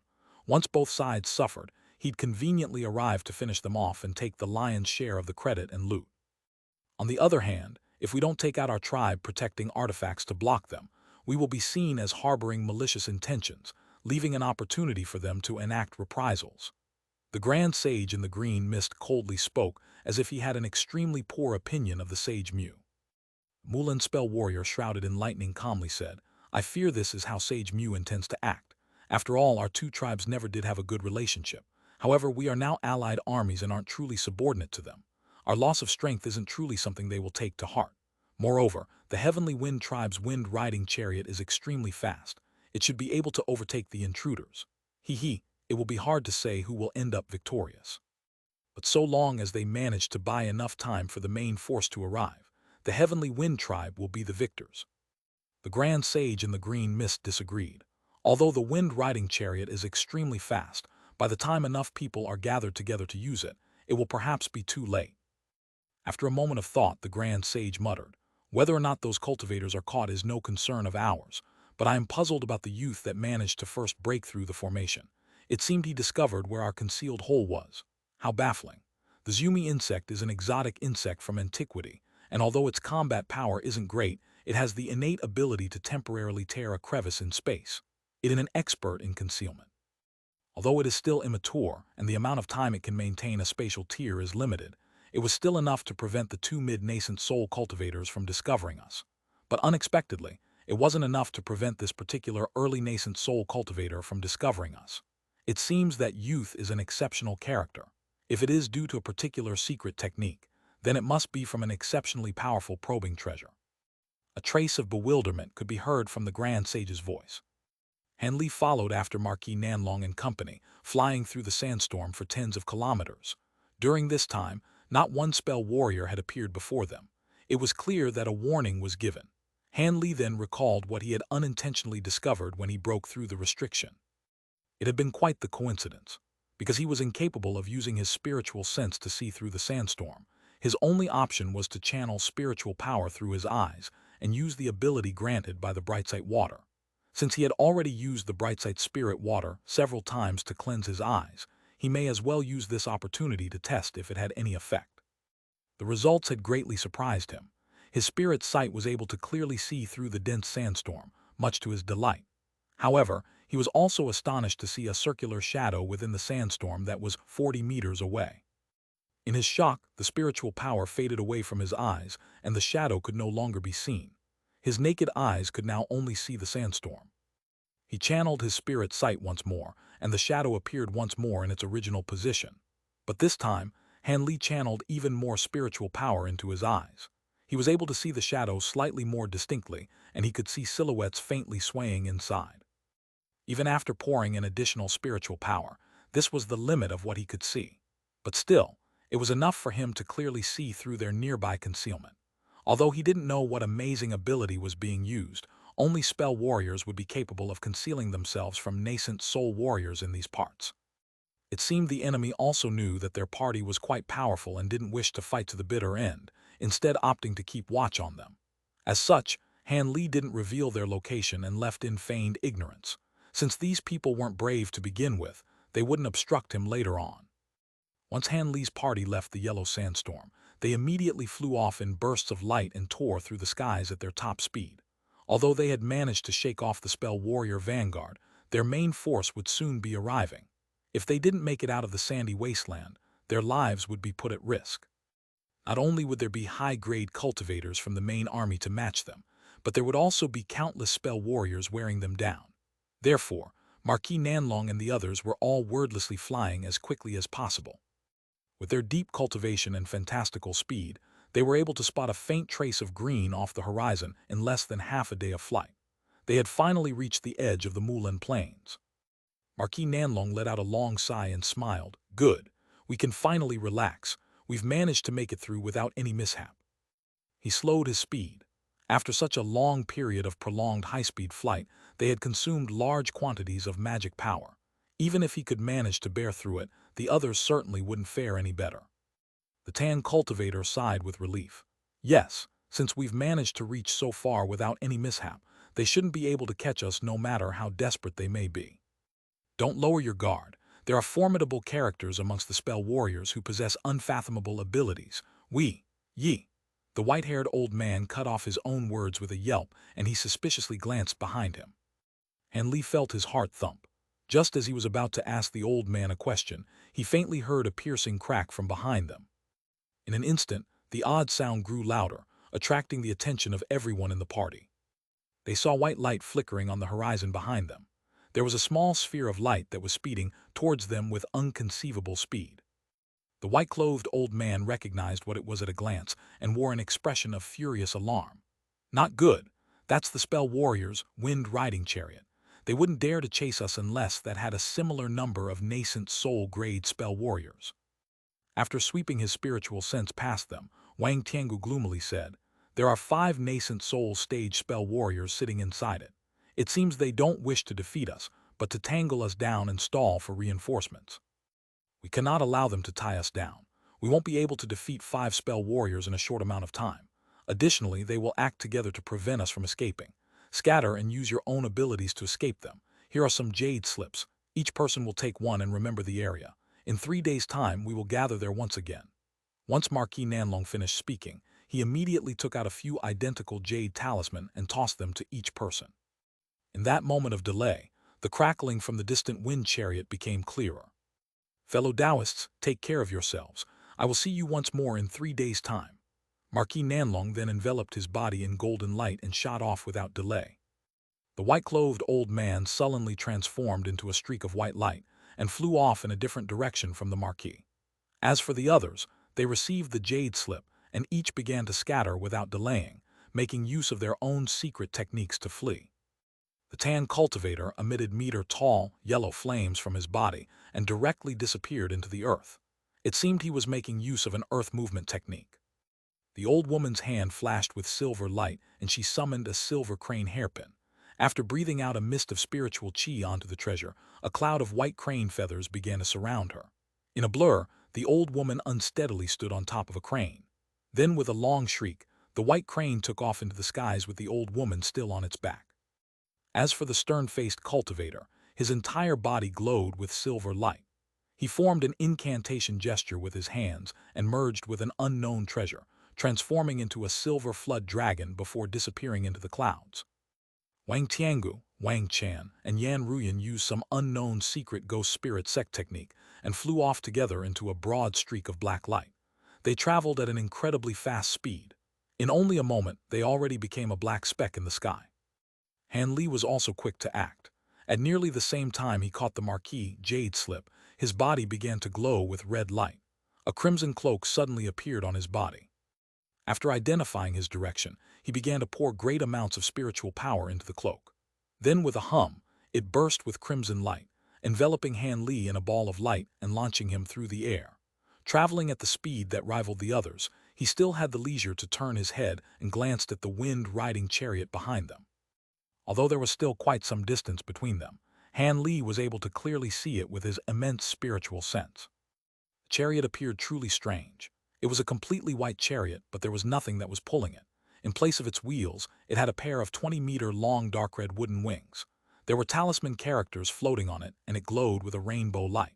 After examining it for a moment, he shockingly discovered that the exquisite white body of the chariot was made from the bones of an unknown beast. It carried a faintly vicious aura. Due to the obstruction of the white light, Han Li could only vaguely make out the people sitting inside. and since he had never fought with a spell warrior before, Han Li wasn't about to rashly probe the wind-riding chariot. Instead, he turned his head forward and focused on controlling the Crimson Cape, flying directly towards the south of the Mulan Plains. A short moment later, Han Li and the rest of the party were over 5 kilometers separated from one another. When the wind-riding chariot arrived where the party had slipped up, Han Li couldn't help but take another look at it. The wind-riding chariot had stopped for the moment. In a flicker of white light, 4 different silhouettes left the chariot, 3 men and 1 woman. These 4 spell warriors gathered together and had a quick discussion before chasing 4 different nascent soul cultivators. Fortunately, none traveled in Han Li's direction. Han Li grew relieved at the sight, but he then inwardly shouted, "Not good." At that same moment, the wind-riding chariot wildly pulsed with white light and fiercely shot in Han Li's direction, releasing sharp cracks that seemed to bore into the mind. As Han Li flew in the crimson light, his expression grew unsightly. Soon Han Li coldly snorted, and his body began to emit blinding light, and his speed grew faster. The crimson cloak began to also release low hums. A white sphere of light began to chase after the red sphere of light in the sky, with a distance of 5 kilometers between the two. While the wind-riding chariot was astonishingly fast, Han Li's crimson cloak wasn't something to make light of. Both parties had found themselves at a deadlock for a time. A short moment later, the 2 spheres of light disappeared from the edge of the plains as they flew deeper towards the heart of the Mulan Plains. With the astonishing speed of both Han Li's crimson cloak and the wind-riding chariot, they deeply headed over 50 kilometers deep into the Mulan Plains. As Han Li pushed the crimson cloak to even greater speeds, he used his spiritual sense to sweep behind him. Surprise appeared on his face. He was already exercising the full might of the cloak, but not only was he unable to shake off the chariot, but it was actually able to close over half the distance between them. It was no wonder why that old man surnamed Yun had revealed shock when he saw the chariot despite being a mid-nascent soul cultivator. The wind-riding chariot was truly a top-grade flight treasure. It seemed that unless he used lightning movement or bloodshadow evasion, he wouldn't be able to escape it. But ever since Han Li formed a nascent soul, he had yet to fight against a cultivator of the same grade. Although he had confidence in his mystical treasures, he truly had no idea where he stood amongst nascent soul cultivators with regard to power. Nascent soul cultivators didn't take the measuring of their skill lightly. Even with the several years he stayed at the Drifting Cloud sect, he had only discussed techniques with the 2 sect elders. He had yet to spar with them, and at Soaring Skies City, he merely had a contest of spiritual sense with Marquis Nanlong. It wasn't enough to gauge his true strength. Now that the spell warrior in the wind-riding chariot was chasing him, he had a suitable opponent to measure his own skill. Furthermore, he was quite interested in the spirit techniques of spell warriors. If he was able to repel or even kill the other party, it would an optimal result. But if that wasn't possible, he would be easy to use his thunderstorm wings to flee. Additionally, he couldn't allow the fight to take up too much time since he was located inside the Mulan Plains. Having quickly come to decision, Han Li's body wildly flickered with crimson light. It immediately faded away to be replaced with a sudden eruption of azure light. At that same moment, he stopped and turned around. He coldly glanced at the white light that was pursuing him and swept his sleeve, releasing a swarm of several tens of azure swordlights. With a series of dull cries, they formed a densely layered formation in a display of astonishing grandeur. Since this was his first battle against a nascent soul cultivator, Han Li had no intention of being sloppy. In addition to his 72 bamboo cloudswarm swords, he reached for his spirit beast pouch and tossed it into the air. A huge cloud of black-tained gold-devouring beetles appeared above him. With a quick incantation, they revolved once in the air before rushing towards him. Han Li's eyes became spirited. He waved his arms and 2 spell seals struck the beetle swarm. The swarm suddenly enveloped him and covered Han Li, soon to form a tricolored armor on his body. It possessed a shining simplicity and glowed with faint azure light. Just as it so happened, the wind-riding chariot had arrived just as Han Li finished. The spell warrior inside the chariot witnessed the shocking scene of the insects turning into armor. The flying chariot slowed down, coming to a stop 300 meters away from Han Li. Han Li expressionlessly glanced at him and didn't pay him any heed. Instead, he took the opportunity to spread his hands and summon a flower basket in one hand and a small bell in the other. Soon after, he wordlessly tossed the small bell in front of him. In a flash of silver light, the small bell instantly expanded to 10 meters in width and shot towards the enemy in an overwhelming charge. At that same moment, Han Li inwardly commanded the 72 flying sword to turn into 3, forming 216 azure swordlights. As soon as Han Li uttered the command, they loudly rang and converged with sparkles of light before surging towards the opponent in a 300-meter-long wave of azure light. It closely followed after the silver bell, as if wishing to shatter the wind-riding chariot in a single strike. The silver bell that was first released had already begun to display its might. It flew above the chariot and began to spin.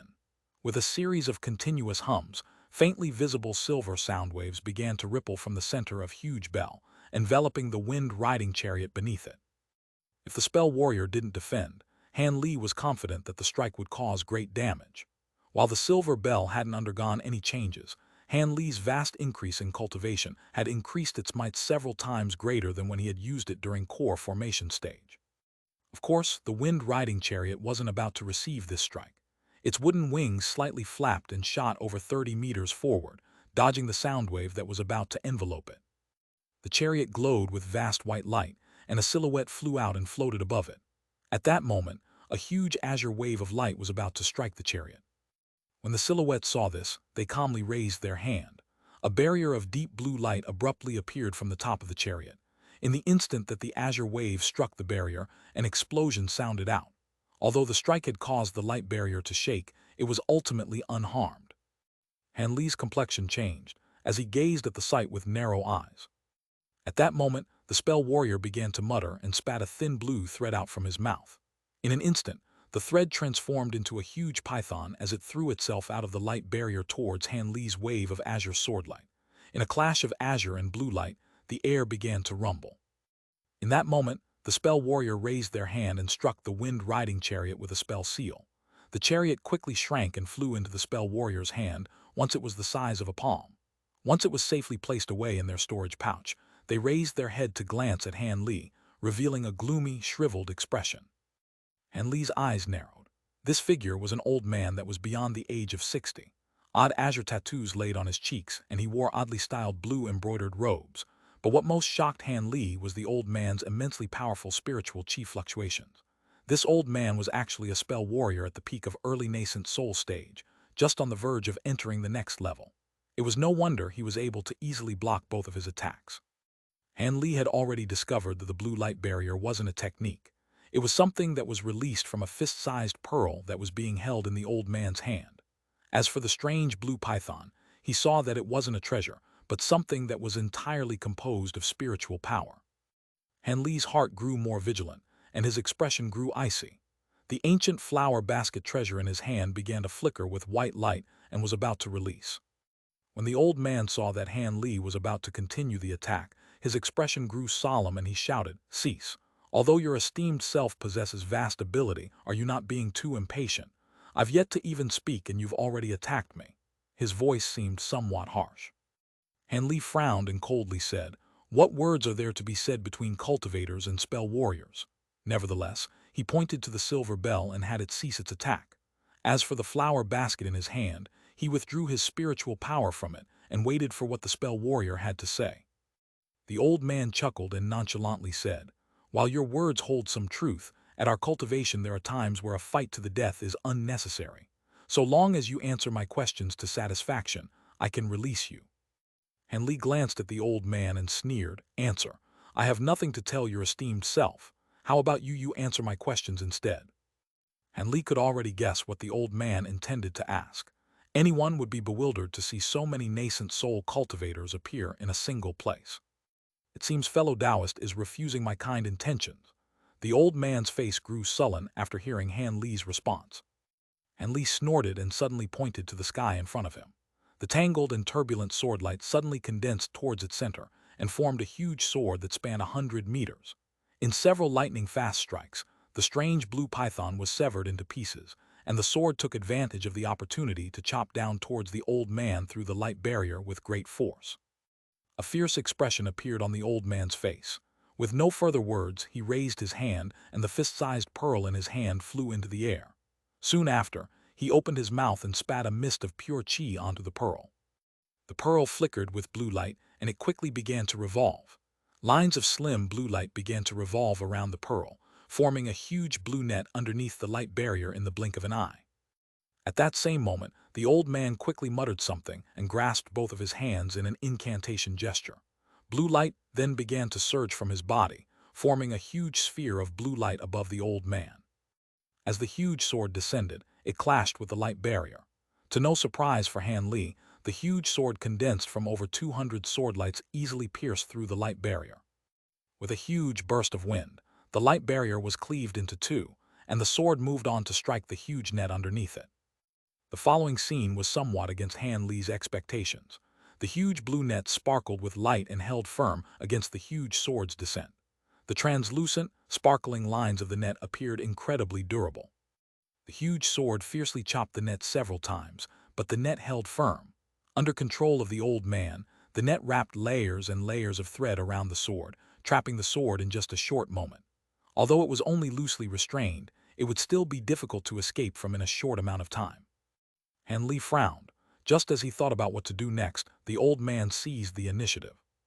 With an icy expression, the old man held his hands in a strange, wheel-shaped incantation gesture. Immediately after, streaks of various colored spell seals began to shoot out from his hand towards the sphere of light above him. The blue light sphere began to shrink and ruptured after the old man uttered a cryptic incantation. Countless slivers of palm-wide ice crystals began to appear around the old man. Twinkling with blue light, they occupied an area of 30 meters around him. With a fierce glare, the old man boldly spread out his hands to Han Li and uttered a harsh command, "Go!" In that instant, the ice crystals launched themselves in a barrage and filled the skies with their wails. The dense wave converging onto Han Li's position made for a breathtaking sight. This is a spirit technique. Han Li wore an astonished expression, but his hands didn't stay still. He activated the flower basket and slapped the spirit beast pouch at his waist. A cloud of black-tainted gold devouring beetles wildly rushed forth and began to surround Han Li's body. This time, the beetles didn't transform into an object. They merely revolved in place, creating an impenetrable barrier around Han Li and hiding him from view. Once the flower basket left his hand, it transformed into a cloud of white mist and directly charged towards the barrage of ice crystals. It had managed to absorb a majority of the ice crystals into its folds upon contact. As soon as this happened, the remaining ice crystals flew around the flower basket, as if they were intelligent and converged towards Han Li once more. In unbroken succession, the ice crystals were stopped by the beetle's swarm for just a moment before piercing through inside. The insect barrier was restored to its original shape, but there was no sound coming from behind it as if it were completely dead. Old Man Mew couldn't help but cry out in alarm after seeing this. His ice crystal technique was similar to the cultivator's elemental Taoist technique, the ice ring technique. However, it was greater in quantity, and the ice blades were completely created from a profound ice chi that he cultivated from within his body. Not only was it amazingly sharp, but it was also incredibly cold. Cultivators who were unaware of this would be incapable of dealing with the icy chi it left behind after being shattered, given that they were able to protect themselves. However, his ice crystals completely disappeared with no sign of the icy chi. After a moment of hesitation, he thought to use his spiritual sense to peer inside the beetle barrier, but suddenly, he heard a loud noise from above him. He simply heard a ring from both his ears before he felt his consciousness dim. He had nearly fallen from the sky from being caught off guard. In the old man's furious alarm, he hurriedly slapped his hands together and fiercely patted his body several times before a white light barrier appeared around his body. He regained steady footing and turned his head to look above. The huge silver bell had flown above him at an unknown time. He had suffered a direct attack from it just a moment ago. At that moment, the bell sparkled with silver light and launched another sound attack. This time, the attack wasn't aimed at the old man. Instead, the sound waves were aimed at the huge blue net that was tangling with the huge azure sword. Not good. The old man immediately recollected himself and hastily attempted to cast a technique to block the attack, but he was too late. The blue net was struck by the silver sound waves and were shredded apart inch by inch, allowing the huge sword to break free of its bindings. The huge sword then cleaved towards the old man without any reservations. But before the sword met its mark, it faced an immense pressure against it. Although the old man was already covered in a layer of protection, he didn't dare to directly receive a strike from such an immense blade. With a pale face and swaying body, he summoned a blue light barrier that spanned 100 meters around him. Soon after, he beckoned to the blue orb in the air, and the magic treasure immediately flew above him. After spitting a mist of pure chi on it, another layer of light protected him. He then turned his glance to Han Li with a grave expression. His complexion paled even further. Han Li's beetle barrier had already scattered, and had become a cloud that floated above him. He extended his hand, and several inch-large azure ice flowers appeared in his hand. He was indifferently looking at the old man. When their gazes met, Han Li's icy gaze made the old man inwardly tremble. However, his sights were soon focused on the small, exquisite ice flowers in Han Li's grasp, and he revealed great bewilderment. Under the sunlight, the ice flowers brilliantly sparkled in a display of vast beauty, but that was far from the old man's mind. Having cultivated ice attribute spirit techniques for hundreds of years, he was able to feel an astonishingly cold spiritual power from the flowers despite their distance. Although it felt somewhat unfamiliar, the old man was filled with an unspeakable dread nonetheless. In that instant, the old man curled his lips and wore an unsightly expression. "Did you use that to break through my spirit technique? Could you tell me about that treasure of yours?" When Han Li heard this, he smiled and calmly said, "The treasure. Let's leave it for now. If you agree to tell me about that spirit technique of yours, I might say something about it." "What? A cultivator like you is interested in the spell warrior spirit techniques? Isn't that strange?" The old man's astonishment was replaced with his originally gloomy expression. But from the old man's wandering gaze, Han Li could faintly make out a trace of dread that he held towards the ice flowers. Han Li couldn't help but sneer. When the old man saw Han Li's expression, he grew furious. With a cold snort, he slapped his storage pouch, and he summoned an item in a flash of black light. It was pitch black and seemed to resemble a small mountain. Han Li glanced with surprise. Before he could examine the object, the old man had already begun chanting an incantation. He shortly tossed the small mountain in the air, and it shined with black light. In a mere instant, its size grew to 100 meters in width, and it only continued to expand. When Han Li saw this, he felt his breath turn cold. Han Li instinctively pointed to the huge azure sword. With a clear ring, it transformed into a streak and fiercely chopped down at the top of the small mountain. With a huge rumble, the azure streak and the black light collided, releasing tumbling stones and magnificent light. Han Li narrowed his eyes as he glanced at the scene. His sword had dug a 30-meter deep hole into the top of the black mountain. However, it was clear that it was still far from cleaving the mountain into two. Additionally, he was able to see the mountain closing the hole at a speed visible to the naked eye. Before he could muster a second strike, it had already restored most of the damage that was done. The mountain had risen over 300 meters tall within its black radiance. It appeared no different from a true mountain. Even as unwavering and composed as Han Li was, his expression grew unsightly at the sight of the black mountain that stood before him. There was without a doubt that if the mountain were to strike him, any beetle barrier or armor would not be able to save him. He would be flattened. At that moment, Han Li's huge sword had already struck the huge mountain several times, but to no effect. The old man sinisterly chuckled and pointed at the mountain. With a rustle of wind, it appeared above Han Li and began to ruthlessly fall down. In Han Li's alarm, he was unable to think any further. Rolls of thunder had already appeared from his back. In a flash of silver light, he disappeared without a trace. He appeared 100 meters away with a pair of silver-white wings on his back. Yea, in the instant Han Li disappeared, the old man felt his heart drop. The old man saw Han Li reappear at a different location. He gazed at Han Li with great caution, his expression filled with astonishment. Having realized that Han Li was capable of instant movement, the old man knew that he would be unable to restrain Han Li and that his efforts were wasted. After all, at his current cultivation, he was only capable of moving the huge black mountain several times. Each use would greatly drain his magic power. He didn't dare to use it recklessly.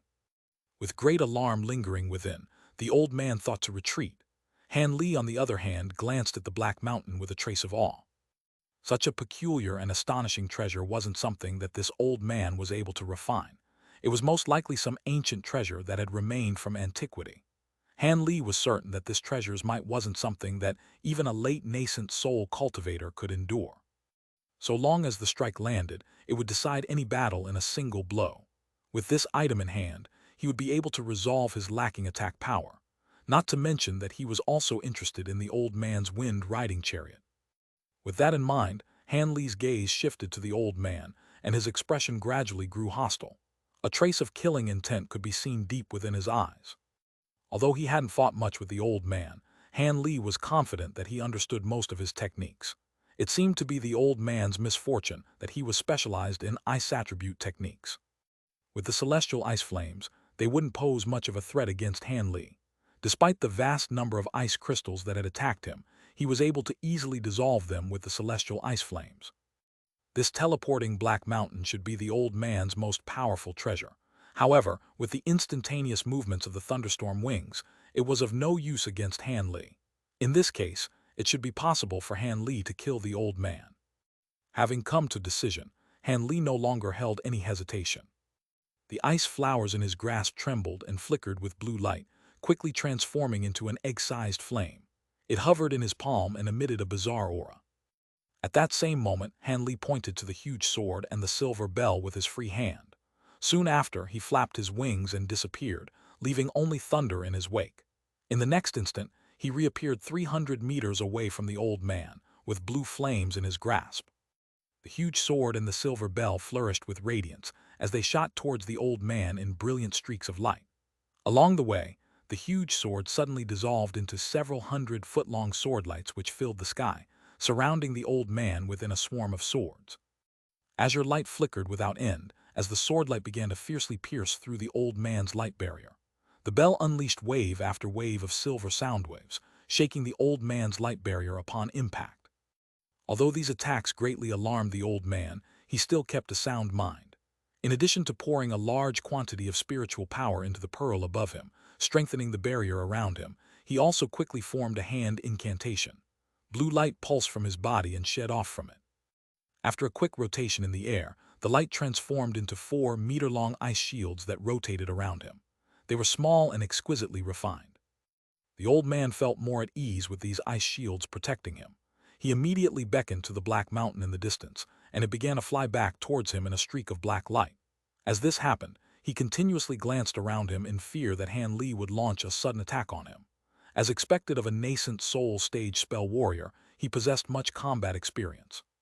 With another burst of thunder, Han Li appeared about 40 meters away from the old man in a flash of lightning. A dense barrage of incisive, azure threads suddenly shot out from his hand, a display of the Night Azure Needle's treasure talisman. At such a short distance, the old man was unable to respond in time. The myriads of azure threads pierced through the blue light barrier and directly struck the ice shields. Sounds of cracking ice filled the air as the azure threads struck the ice shields. In a brilliant flash of white light, the needles became covered in dense, glistening ice and began to fall to the ground. When the old man saw this, his alarm turned to joy. With a chuckle, he opened his mouth and shot a beam of blue light directly towards the nearby Han Li. In response, Han Li disappeared from sight in a flash of silver light. In that moment of delay, the black mountain flew above the old man. Its towering figure made for an astonishing sight. Without any hesitation, the old man struck the mountain with a spell seal. The mountain then began to tremble and released a large glow of black light from its bottom. With the old man at its center, the mountain enveloped the several hundred azure sword lights and the huge silver bell in its radiance. These treasures immediately began to swivel and shake in an attempt to break free, but their power was greatly weakened. The swaying light barrier had returned to normal once more. When the old man saw this, he felt greatly relieved. Soon after, he flipped his hand. The wind-riding chariot reappeared in his palm with a flash of white light. He lightly tossed it into the air, and it began to expand to its original size. A short moment later, it was successfully restored and flew off to the side. For some unknown reason, the old man felt a sense of dread ever since Han Li transformed the ice flowers in his palm into small blue flames. With the additional appearance of Han Li's thunderstorm wings, he felt that matters had turned for the worse, and decided to flee, rather than continue the fight. Seeing that the wind-riding chariot had been successfully prepared, the old man immediately transformed into a streak of light. Several flashes later, he charged past the obstructed flying swords and towards the wind-riding chariot in nearly the blink of an eye. When the light faded away, the old man was already safely located inside the wind-riding chariot. With relief in his heart, he thought to retrieve his pearl and the Black Mountain, when he suddenly heard thunder at his side. In flash of light, Han Li suddenly appeared before him. "Ah!" the old man roared and raised his hand, but it was too late. Han Li's arm was already shooting towards the old man like a bolt of lightning. The celestial ice flames completely enveloped his hand. The old man felt his heart sink, but the shields of ice floating around him automatically moved to protect him. In a flash of white light, they appeared in front of the old man just in time. The old man felt a trace of joy after seeing this. Han Li had attacked his crystal ice shields without any defenses. He was simply courting death. Surely in just a moment his arm will be frozen through by the frigid qi. With a muffled ping, white and blue light brightly shone. The old man felt his heart drop at the sudden turn of events. The flame-clad hand was already pressing against his chest. It felt extremely soft to the touch. Before the old man could even scream, the strange icy flames had quickly spread from Han Li's grasp, engulfing the old man in a single breath. In a short instant, Han Li saw a majority of the man's body turn into a statue of ice. With a fearful expression, the old man hurriedly summoned the core yang flames that he spent several hundreds of years diligently cultivating.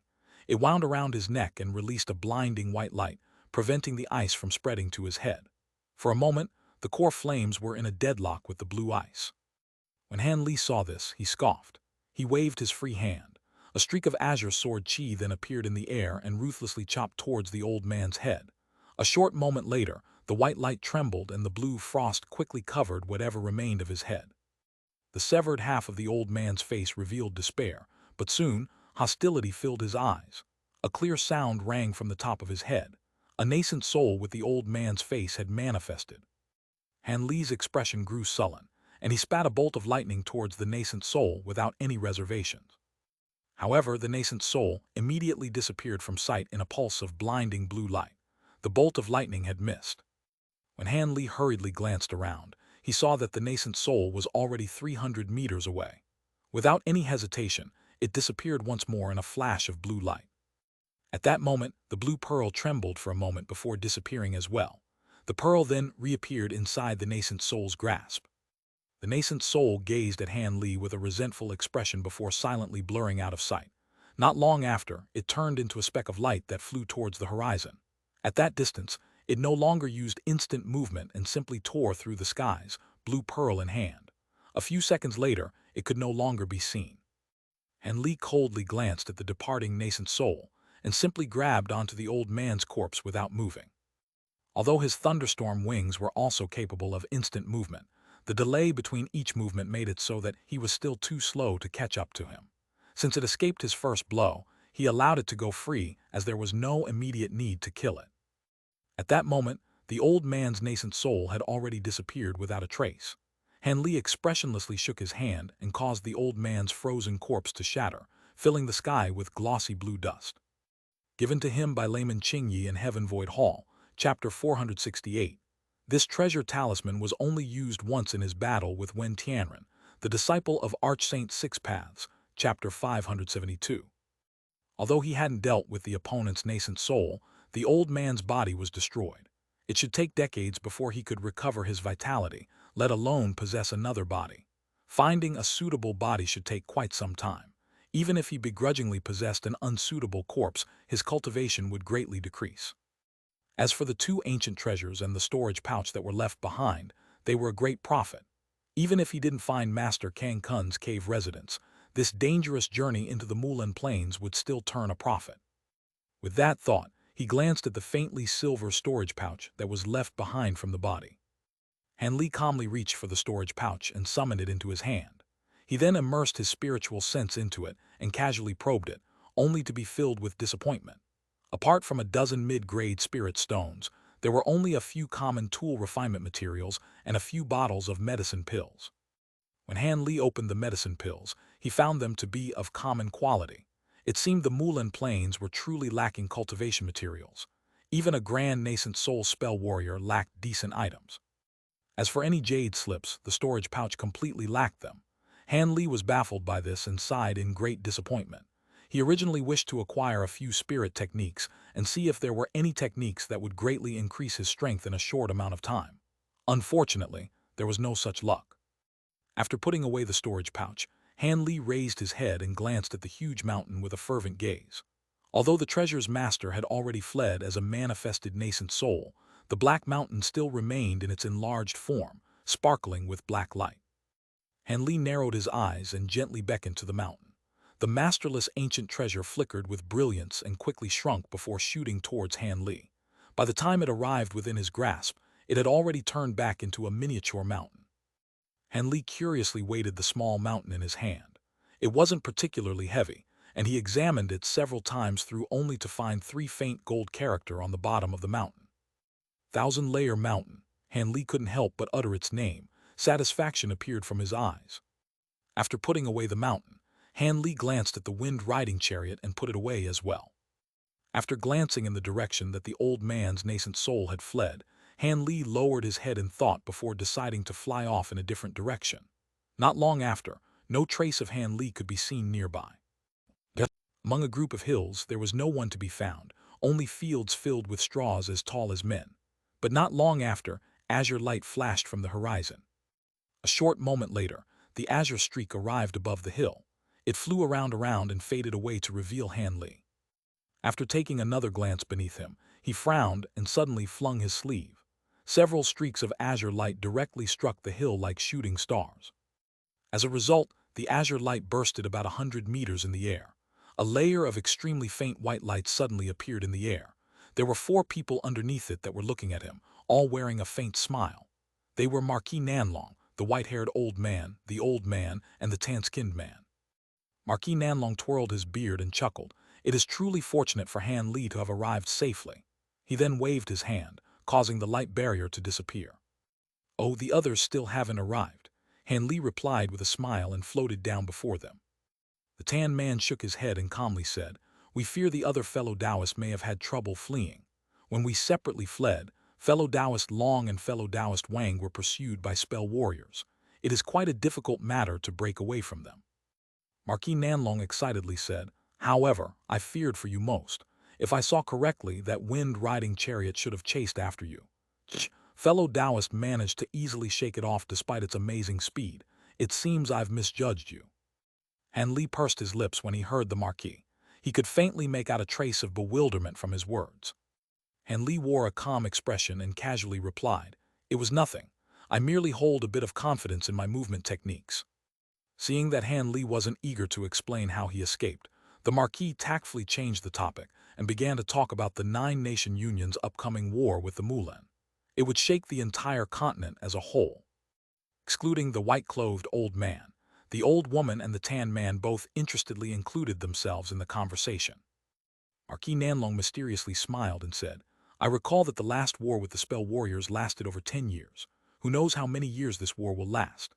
However, the Heavenly South's Devil Dao, Righteous Dao, and even Brother Han's Heavenly Dao Alliance will have to send soldiers. And given the Drifting Cloud Sect's position in the Heavenly Dao Alliance, a nascent soul elder will be required to participate in the battle. Perhaps fellow Taoist Han will have another chance to visit the Mulan Plains." The old woman nodded her head and softly said, "In addition to the 3 superpowers sending assistance to the 9 Nations Union, there are also a few vagrant cultivators that volunteer to block the spell warriors, with many an expert among them. The Mulan are incredibly difficult to hold off." Tan Man frowned and mused. "However, I'm quite baffled as to why Mulan would launch an attack despite knowing that the powers of our Heavenly South have united against them. From their current forces, they don't have a chance of winning, considering what had happened in the last war. It isn't wise for them to take the initiative to attack with just this. In the last war, they redoubled their attack because of an abrupt wave of reinforcements. Could it be that most of their tribes will be participating in this war? That certainly is possible, but..."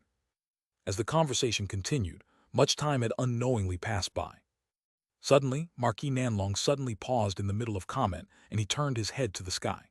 The others unconsciously followed his gaze, and their faces grew serious. It was possible that a spell warrior would arrive instead of one of their scattered cultivators.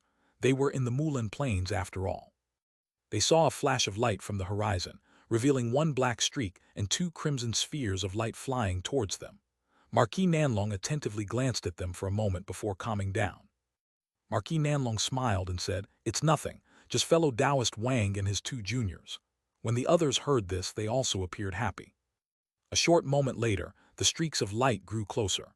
This time, Marquis Nanlong directly removed the restrictions, allowing Wang Tiangu and company to land next to the rest of the party. When Wang Tiangu saw Han Li amongst the party, he revealed a trace of surprise and said, "Yi, fellow Taoist Han arrived earlier than we did. That is truly surprising. It seemed he also saw the wind-riding chariot pursue Han Li. It was likely he basked in schadenfreude at the time. Han Li swept his gaze to Wang Chan and Yan Ruyan at his side and calmly replied, "It was merely a fluke." However, fellow Taoist Wang was able to escape without injuries while looking after two juniors. "You truly have my admiration." His tone seemed to carry a deeper meaning. Wang Tiangu indifferently replied, "He, the spell warrior pursuing me wasn't fast in the slightest. My two juniors and I joined hands to employ one of our sect's movement techniques. We were able to easily shake them off. It is comparable to escaping pursuit from the wind-riding chariot." Han Li inwardly sneered. Just as he thought to say something further, his expression suddenly changed and he swallowed his words. Marquis Nanlong raised his head to the sky and yelped with a joyful expression, "Yi, fellow Taoist Long is coming. It seems our luck is quite good. We can all hurry to our destination unharmed. I was actually pondering whether or not we'd be able to succeed in breaking the formation if we were missing a few members." When the party heard this, they all revealed joy. If they were incapable of acquiring the treasure because of a missing member, it would be a rather depressing matter. The white-clothed old man suddenly broke his silence and gravely said, "Not good. It seems fellow Taoist Long is injured and is still being pursued." Once the others heard this, Han Li and the others hastily turned their eyes to the sky with shock. They saw that there was actually a green and red streak of light closely pursuing the stern-faced cultivator. In the blink of an eye, they had already arrived at the hill where the party was located. Marquis Nanlong's expression quickly turned sullen. "It seems fellow Taoist Long has encountered some trouble. Two spell warriors are chasing after him. Everyone, set out." With that resolute shout, Marquis Nanlong flew towards the sky in a ball of golden light. The others glanced at one another before successively following suit. Suddenly, 8 streaks of various colored light appeared above the hills, hastily flying towards the stern-faced cultivator surnamed Long. The white streak of light that was rushing towards their location immediately grew faster upon spotting them. In an instant, it arrived before the party and faded away to reveal the stern-faced cultivator. His face was pale, as if he had suffered damage to his vitality. "Many thanks for your assistance. I cannot thank you all enough." The stern-faced cultivator saluted the party, and his anxious expression was replaced with gratitude. Marquis Nanlong floated in the air and asked with a voice of concern, "It is no problem. Are you all right? How did you get 2 spell warriors to pursue you? I recall that only one went to chase you." The stern-faced cultivator bitterly smiled and helplessly said, "I'm fine. But after being pursued for the greater half of a day, another spell warrior tagged along the pursuit. I spent 2 days trying to outrun them and my vitality is quite worn down." The old woman sighed and said, "It was no wonder why fellow Taoist Long fled here. Apart from fellow Taoist Nanlong and fellow Taoist Yun, nobody else would have been able to escape from 2 early nascent soul stage spell warriors." Han Li glanced into the distance and smiled. However, regardless of how powerful these 2 pursuers may be, they are rather quite courageous to stay here for the time being. Do they not fear retaliation for overreaching themselves? Needless to say, when the 2 spell warriors spotted Han Li and company, they simply stopped rather than immediately fleeing. They merely gazed at them from a distance. Their appearances were clear to see from the party's immense spiritual sense.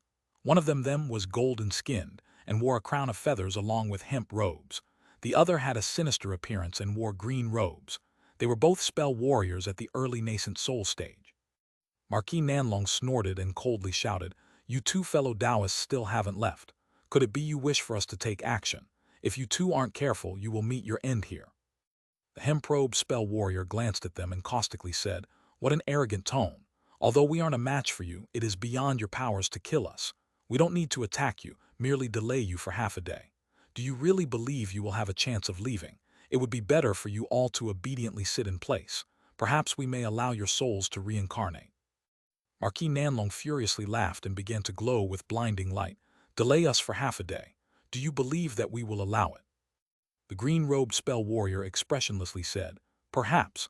As masters of the Mulan Plains, it is only proper for us to entertain our guests." Marquis Nanlong's expression grew sullen. "Humph, it seems you won't recognize defeat until you see your own end. Brother Yun, let's attack." However, the white-clothed old man revealed a trace of helplessness inside. "I originally wished to preserve magic power for the matters ahead, but we cannot have these 2 buzzing on our tail. We can only attack." With that said, he opened his mouth and spat out a silver dharmic wheel. Eight-spoked wheel, Dharma chakra. The wheel was fist-sized and glittered with light. It gradually expanded to a meter in length. When the two spell warriors saw this, they immediately stepped back. Brilliance began to shine from their body as they cautiously glanced at the old man. As for Marquis Nanlong, he wordlessly swept his sleeve and tossed out a golden flying sword. Han Li and company also began to silently summon their magic power and slowly drifted forward. At that moment, a red streak of light suddenly shined from the horizon in the direction of the two spell warriors. As the fiery light neared, the party couldn't help but cease their attacks. The two spell warriors naturally knew that something had appeared behind them. The hemprobe spell warrior calmly beckoned to the fiery light and revolved once above his head before steadily dropping into his hand. It combusted into flames and began to burn at the center of his hand. It was a sound transmission talisman. What? The hemprobe spell warrior quickly scanned its contents with his spiritual sense and cried out in alarm. Marquis Nanlong and company were able to clearly see the shock on his face. This person suddenly turned his head to the green-robed spell warrior and sent him a voice transmission. The green-robed spell warrior's expression changed upon hearing him and also yelped. The two carefully examined the cultivators present before their gazes arrived onto Han Li. Their expressions grew grave. Han Li appeared entirely calm, but he already guessed that this likely had to do with the fatal injury he had dealt to the old man, forcing his nascent soul to escape. Could it be that the old man had a close relationship with the two? As Han Li pondered, the two spell warriors fiercely glared at him before glancing at each other and revealing a trace of hesitation. They softly sent a few voice transmissions to one another before wordlessly retreating in two flashes of bright light. The others were surprised by this. After a moment of hesitation, they decided to not pursue them. In the blink of an eye, the two spell warriors had already disappeared off into the horizon. Wang Tiangu mysteriously smiled and asked, "Fellow Taoist Han, those two seem to be particularly mindful of you. Do you recognize those two spell warriors?" It was unknown what he had intended by the question. Han Li replied without any hesitation, "I don't recognize them. This is the first time I've arrived in the Mulan Plains. How could I possibly know them?" Marquis Nanlong frowned, but he soon unfurrowed his brow. "All right, regardless of what was going on with those two spell warriors, let's hurry and acquire the treasures. We can't stay for long in the Mulan Plains." Marquis Nanlong didn't inquire much about the situation and pretended that it hadn't happened. Wang Tiangu immediately dropped the matter upon hearing the Marquis. Although the others were also puzzled, they didn't speak much of it. Since the two spell warriors seemed to look upon Han Li with resentment, the party felt disinclined from digging too deeply into the matter. As a result, Marquis Nanlong and the white-clothed old man led the way, and the party quickly traversed through the Mulan Plains. Following along the border of the Mulan Plains, they headed west and arrived before a barren, ashen-gray mountain. It was only several hundred meters tall and was devoid of any vegetation. Han Li and the others glanced at the mountain with astonishment. Master Kang Kun's cave residence was such an unremarkable mountain. The spiritual qi was also sparse here. If Marquis Nanlong hadn't led the way, they definitely wouldn't have arrived in such a place. "All right, here we are. Fellow Taoist Yun and I will open the outer layer of restrictions. Follow us closely." Marquis Nanlong gave the party a word of warning before leading the way alongside the white-robed old man. When they arrived at the center of the mountain, they each took out a small flag. These two flags were a meter long. One sparkled with dazzling green light, and the other was yellow and fluttered with faint talisman characters. One could tell they were unordinary at first glance. The others couldn't help but hold their breaths in anticipation as they attentively gazed at the two's actions. The two began to softly mutter incantations without pause. The two flags simultaneously began to twinkle with light and gradually began to tremble, as if attempting to break free from their grasp.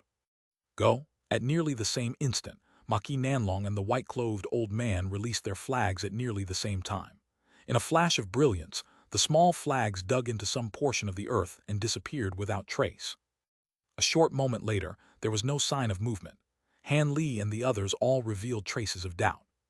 The old woman sighed and was about to ask a question when the earth began to tremble. Most of the party was unable to keep their balance amongst the trembling ground. However, the following scene left Han Li startled. As the ground fiercely trembled, a fine crack spread from the top of the mountain down the base of the mountain. White light began to shine from the crack as if the mountain were split into two. Han Li and company felt their breaths turn cold. Their hearts felt complete awe at the sight of Marquis Nanlong and fellow Taoist Yun splitting open the mountain. Despite their shock, they still managed to appear calm as they observed what was happening. The two with the lowest cultivation, Wang Chan and Yan Ruyan, stood behind Wang Tiangu in complete silence. After Han Li coldly glanced at the two, he turned his sights back on the mountain. It seemed he wouldn't have an opportunity to slay Wang Chan before they acquired the treasure. As Marquis Nanlong and the white-clothed old man continued their incantations for a moment more, the mountain eventually split into two, creating a huge crevice that was over 30 meters wide. A limestone stairway laid within. "Let's go." With a trace of excitement on the old man's face, he led the way. As for the other founder of the party, Marquis Nanlong remained behind with a smile. Han Li felt his heart stir. It seems that this white-clothed old man was quite the character to have Marquis Nanlong actually guard the rear. The others saw this and glanced at each other, but they all tactfully kept silent on the matter. Instead, they calmly walked inside. The stairs lasted for quite a while. White moonstones were embedded in each side, but the further they descended, the colder it became. Not long after, they were already 300 meters deep into the mountain, and the moonlight stone's faint white light had soon turned into a faint green for some unknown reason. This caused the descending passage to appear ominous. When Han Li saw this, he frowned and unconsciously pulled away from the tan cultivator ahead of it. If anything happened, the distance would give him enough time to react. Han Li wasn't the only one to do this. Apart from Marquis Nanlong and the white-clothed old man, the other cultivators began to keep a distance of about 30 meters from each other. Marquis Nanlong and the old man surnamed Yun clearly knew that the other cultivators were actually taking precautions against them. However, they deliberately ignored this and continued forward without a trace of dissatisfaction. After the time it took to finish a meal, Han Li and company had arrived in a large mysterious hall. The reason why it was mysterious was because it appeared as if the entire hall was created from a giant hollowed boulder of jade. Its sparkling and translucent blue light appeared extremely beautiful. Now that they stood within the 100-meter-wide hall, everyone wore a face of amazement. This material obviously couldn't have been true jade. Once they swept their spiritual sense past the walls, they were promptly repelled. It was incapable of seeing past them. Han Li wasn't alarmed by this. He used his spiritual sense to probe the other parts of the hall, only to find that they were all the same. Han Li inwardly pondered with a sense of apprehension and turned his gaze to the other cultivators in the room. Wang Tiangu and the others also frowned. It was clear that they also found this to be troublesome. Could this be where the wondrous soul restriction was located? It seemed Marquis Nanlong wasn't exaggerating. Just as Han Li's mind began to wonder, the entire hall began to violently shake, and they heard a series of huge tremors from behind them. The old woman and the others hastily turned their heads in alarm. They discovered that the stairway had unknowingly disappeared and was replaced with walls of sparkling blue light. A moment later, the entire hall became deathly quiet. "Fellow Taoist Nanlong, what is the meaning of this?"